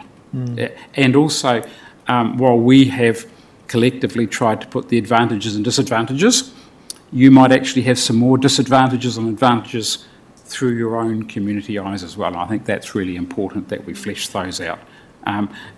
Look, there is no silver bullet that's going to solve it for everybody. And I think that's the issue, unless you're going to have, how many connections have we got? Connections, water connections we got? 13,000. Unless you have 13,000 differential rates, and then Justin's rates team would need to probably go up by a factor of 25 to manage that. So there, that's the tools we've actually been given. Does that answer your question? Yeah. Tough. It's tough. And absolutely. I'm not making any bones about it. This is going to be whenever there's change, it's going to be a difficult sell. If that's the right word, sell. Okay, well, the order that I saw the hands up was Deputy Mayor Emmett, Councillor Tanchos, and then Councillor James. Thanks, Madam Chair. Good morning, gentlemen, and thanks a lot for the report.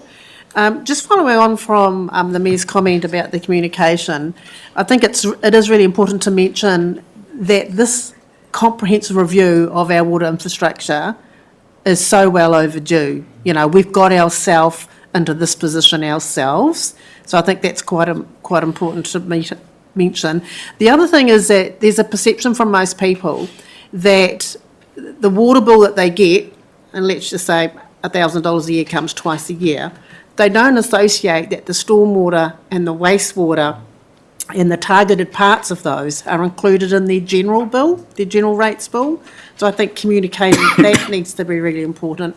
Online, there seems to be some misinformation because people forget about adding in those components that are on your general rates bill.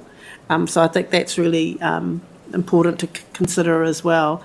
Now, my question was on page 135. The following was excluded from the review, and on that first bullet point towards the end, excluded the funding or recovery of capital expenditure, including the use of debt. And then the next line down, it says included the loan costs and interest payments. That seemed to be opposite. So just clarify the good. So maybe I didn't explain myself that, right? So basically, what we're looking at is the ongoing annual fees. We didn't look, as part of this review, how long the loan should be over the period of time, whether you've got any more appetite or is there any more ability to have higher or lower development contributions. It was that capital. Yes, once you've got the capital, then we were looking at how would that be repaid. We didn't look to say have we actually got the debt level right in terms of, do you go for 25 years or do you go for 50 years? That's almost a separate piece of work in itself. And that, to me, is contained already in your Treasury policy anyway. Okay. So we're trying to stay within our lane. And if you move, the issue with development contributions, there is a proposal that the government are talking about development levies, which will supersede development contributions. And all I can say is I've starting to look at that for some other clients. That's going to be a potential challenge for Whakatane District Council because it's designed for large urban growth areas. So again, we didn't want to play in that space because of potential future changes. So potentially we're disadvantaged because we won't have as much development as other metro areas, etc. So that development levy is predominantly designed for the Hamiltons, Taurongas, where they've got these big subdivisions. You normally need something like 200 or 300 lots over a period of time over a reasonably large area for it to be effective. And that's what they've actually said as part of their discussions they had with, as part of it, the local government conference. And just to supplement, if you don't mind. So just thinking how you can't allocate, so one piece of water infrastructure might be on loan for 20 years, another might be on 30 years, and another might be 50? No. Normally, I haven't looked at your Treasury policy, but generally from memory, most of your debt is associated with a standard loan period. Okay. And that will be more clear as the transition phase goes through? Depending on how far you go with the transition, right? There are, as part of the local water done well reforms, there is a new metric that the Commerce Commission and DIA will be looking at, which is slightly different to the way we measure our balanced budget at the moment and our ability to borrow. But the principles are relatively, debt, the length of the debt is still there. Yeah. All right, thank you. Thanks for these good answers, Philip. Councillor Dunchos. Thank you, and thank you, gentlemen, for taking us through this lengthy, complicated process. It's been quite a journey, and appreciate the way you've stepped us through, because there's a lot of complex issues here. A couple of questions on the recommendations. The first one, could you just remind me the implications of abolishing Te Mahui land drainage area and creating a stormwater area, and similarly with the Te Teko land drainage area?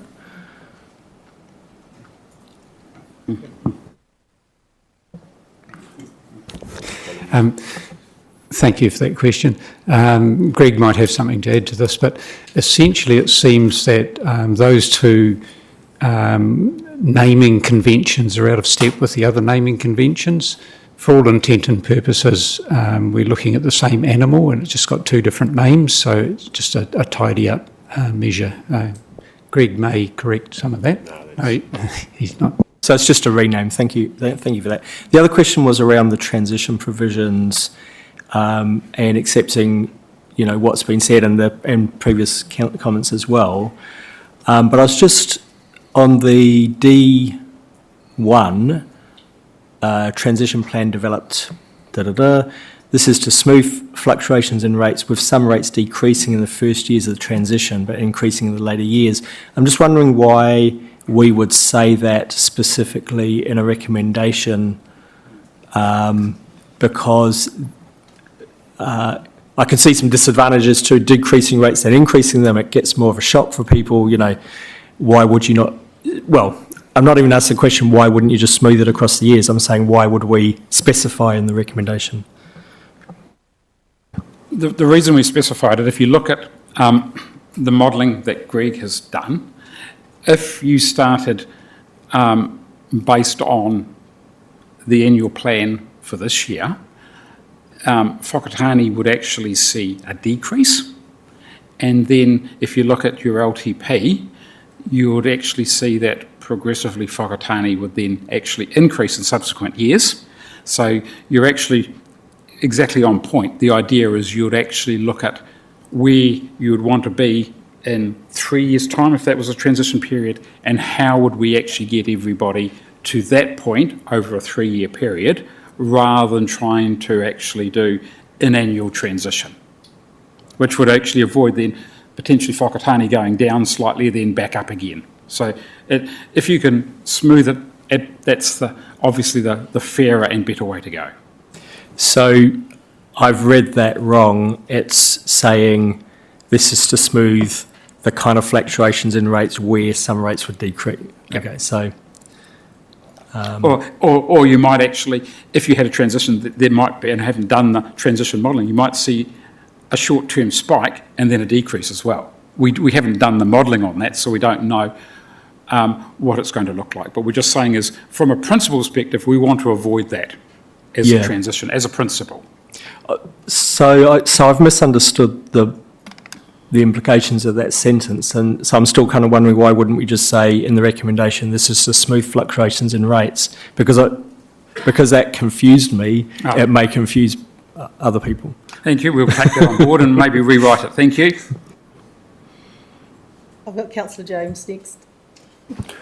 Yeah, thanks for this, and apologies that I missed the briefing back in July. So my concern is the 60 large users on the Plains and Awakerre scheme that use half the total amount of water. What's their increase going to be? Because the way I read it here, the trigger level 2,000 cube is only, it's only about 3 weeks supply for some of them. Can you take it I'll further? let the modelling expert answer that. Okay, thank you.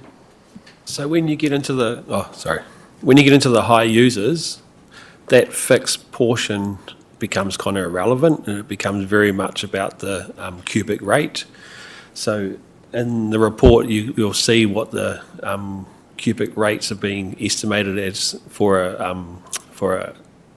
I haven't got it up, so have you got it up with the appendix? I saw a rate of $1.04. Does that relate to the big users? So I think the Plains goes from this year as 75 cents plus GST would go up to about $2.21, I think, plus GST. So those 60 users are going to see a massive jump based on their cubic meters. Yeah, that concerns me. Because quite a few of them were actually, they initiated the whole thing to start with, but I mean, I know that's history, but we also run the risk that if we're going to outprice it, they might just put their own bores down, and then we're not selling water. So part of the step-down charging, block charging that we've brought to you, that would be your opportunity then to decide as a council where you want to, or if you want to bring in a block charge discount, and whether you wanted to account for those 60 people by having a large discount. But that's something in the future. That's something, okay, something we could do later on.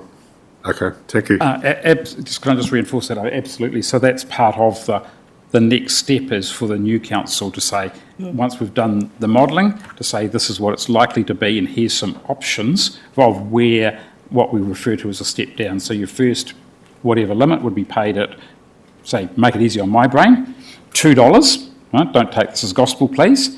The next lot of cubic metres might be at $1.50. Or you can make it really complicated on Justin's team, and you can say then if you go over that, then the last so many cubic metres is paid at $1. Now that's up to the new council to decide as to where those limits are and how that's done.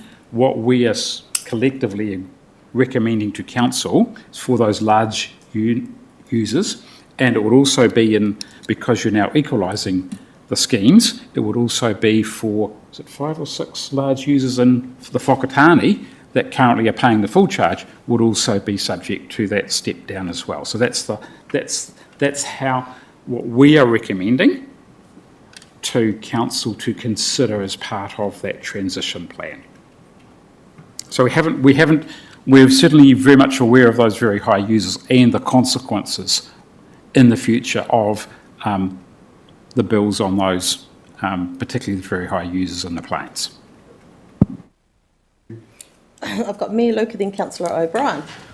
Since we're, as a sort of philosophy, moving a bit more to volumetric charging, and we've got good meter coverage so far, are there any thoughts of smart devices to streamline a lot of all this reading and all the rest of it that has to go on? Even retrofitting. I've got someone behind me who wants to speak to this, but you're already doing it. Smart devices. Are we? Oh, we're smarter than I thought we were. Thanks for the question. Yeah, sorry, Michael Van Tilburg from Asset Management and Planning. So council's undertaken rolling out smart meters in all our unmetered communities that are not on volumetric charging. We've started with Matatar's, the first one will have fully smart meters being installed. And actually, Waimana has had smart meters installed for the last year. So we're down that path of smart meters. Any renewals of meters currently are being replaced by smart meters. And that enables us to do drive-by meter reads. And eventually, when technology improves and the costs come a bit more down, we'll be able to put them on our refuse trucks, and they can do it weekly as they stop to pick up their rubbish. It can read the meter at the same time. So we've got 2 devices, one's in the asset team, one's in the meter readers team, to go out and do those. They give right down to micro leaks. So if you've got a system running at night, it will trigger those. So we can do those. We're just rolling out the implementation and the notification to customers. So it's all great to have that in place, but it's very challenging to get people to improve or to undertake some repairs. So they're not actually cloud connected, they are connect to a car or truck that has to drive by relatively closely. Correct. There's a number of systems you can do. There's one that you can do at the base, so you can hit a button in council here and it'll do a 5 kilometre radius. That's quite expensive. We went for the one that's very similar to New Plymouth, because when we were part of that entity B in the original scheme, they rolled out 20,000, so we jumped onto their contract and we got a really good deal. But now that we're back to Whakatane, the costs are they've gone up significantly because we don't have that size. But there's one that, yes, it can be in the cloud. The problem with that one is it does absorb a lot of the battery life and reduces the meter, because meters, unlike electricity, they're water, so there's a finite time of the battery. We've gone to one that is more appropriate to our meter read cycles, where we can do it half yearly. But eventually there'll be the capability with technology that we can undertake meter reads more frequently, and that'll be a part of the rating change too, whether we want to do it 6 monthly, 3 monthly or annually. But we're eventually getting there, so yes. Okay, thank you. Cool. Councillor Bryan doesn't mind. I just wanted to just say something about that. What's the range from where the rubbish truck would be to the actual property? For like example, I live in a cul-de-sac and the rubbish truck does not come past my house. Yeah, so with these smart meters, we've trialled them in all sorts of areas. We've got them down at the retirement village on Stewart Street, and the range is about 200 metres from the car, so it can pick up. We're concentrating on areas that are high concern for our meter readers, so there's some areas that they still have to go over barbed wire fences in rural communities and that, so we're eliminating all of those. Ones that have got dangerous animals, we're eliminating those. Ones that are remote, we're eliminating those. We are changing the policy for new developments, especially in ones that are papakayangas and the similar, that we'll only actually own the meter, which might be inside the property. We won't own the pipes, which will all be private. So there's a lot of change in that area. Yep. Okay, I know of another cul-de-sac that is certainly further than 200 metres away, so there'll be issues to work through. That's all good. Councillor O'Brien. Just on page 140, in reference to stormwater, can you help me understand?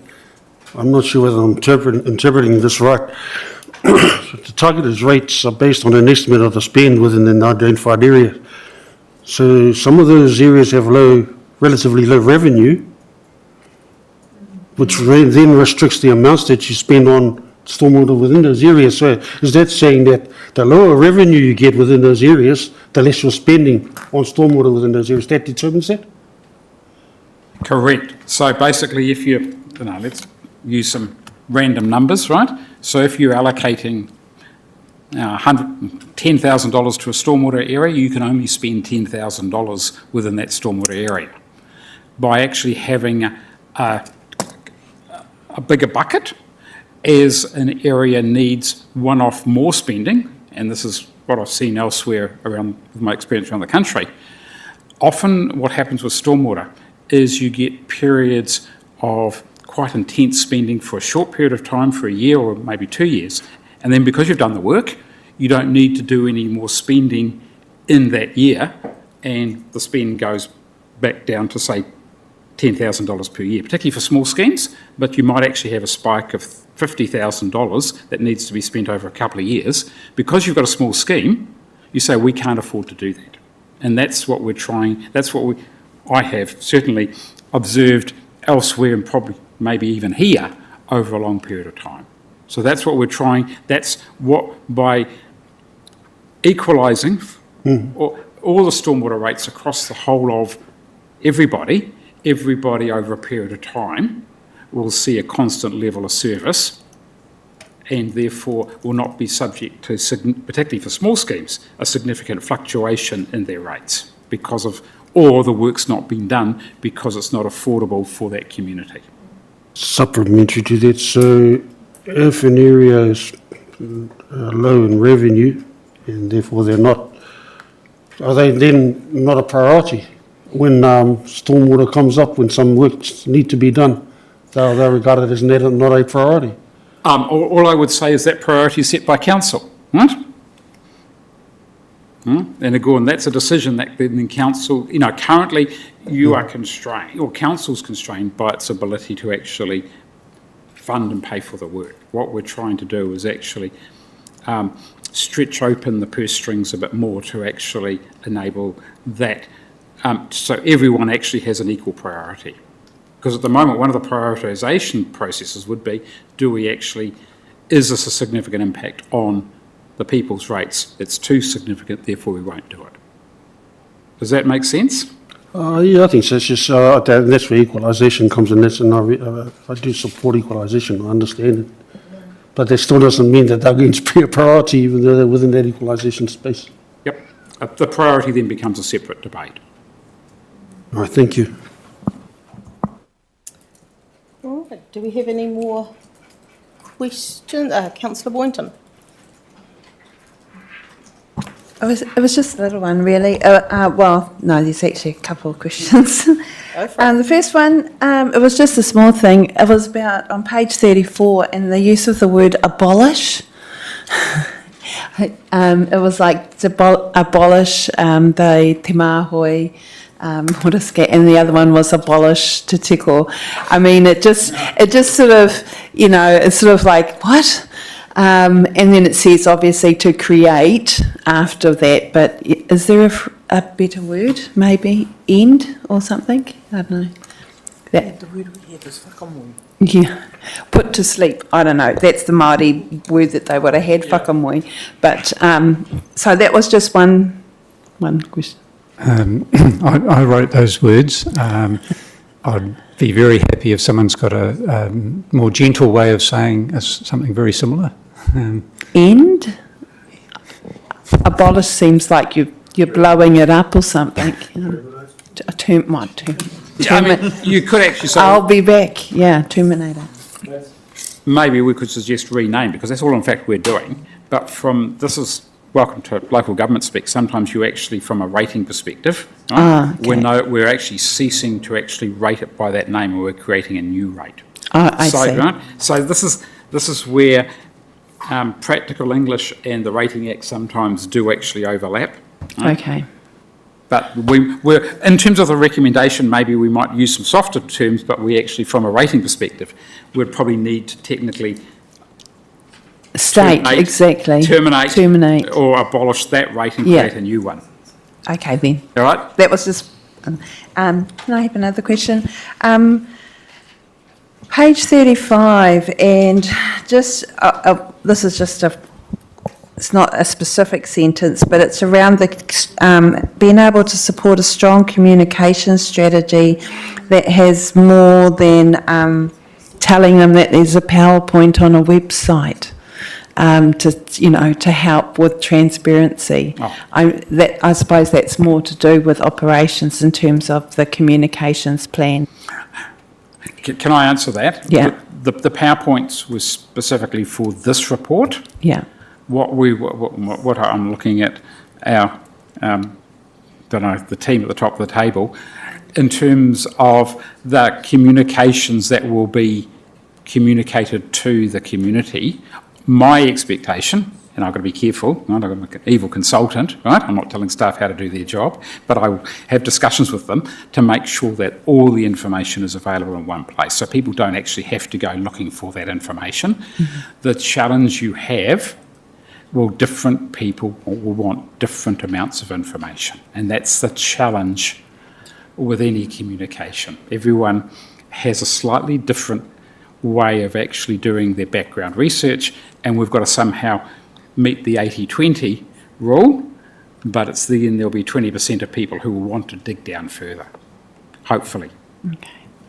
And I just had one more, and that was to do with, and I know that we've raised it before, particularly with Murupara and how they don't have meters yet, and the concern, so it's good that there's a transition period, but the concern that they may go up quite high because they don't have the meters, and I suppose that's up to us in our other areas to try and ensure that there is a rollout quickly, for them to be able to, because you've got one of the highest deprivation rates, which is Murupara, who doesn't have the meters yet, who will get the biggest hit, whereas, the other areas, they're going to have a bit of a softer take on it because they've got meters and ways in which they can self-manage how much they're going to be charged.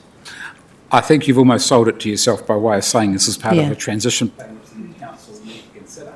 Absolutely. Yeah. So as, we would look at Murupara as a special transition case for two reasons. One, they've got the wastewater, but also by not having a water meter in place at the time you start the transition, how would you do it, right? You might actually say, we might actually leave Murupara at a fixed charge, where it is at the moment, and as they then get the water meters in, then the transition might actually start from then. I don't know, because we actually haven't done the agreement to put meters in Murupara, and then what's the timing, and therefore what's the transition. Okay, thank you. Councillor O'Brien. Just for clarity's sake, if you're not within an area of the reticulated wastewater system, are we or are they expected to contribute through the equalisation process if you're not within that wastewater reticulated area? Well, are we going to encompass that in the whole three waters? So generally, if you're not connected or benefit or don't have a wastewater scheme available, then you shouldn't be paying for that wastewater, right? The only potential time would be when a new wastewater scheme is imminent, right? Like 2 or 3 years away. So therefore, you will be benefiting in the future, and by contributing early as part of that transition does actually then reduce the ultimate amount will be required to be paid, but that would be part of, particularly for the Murupara, when there's an upgrade, right? What's the area?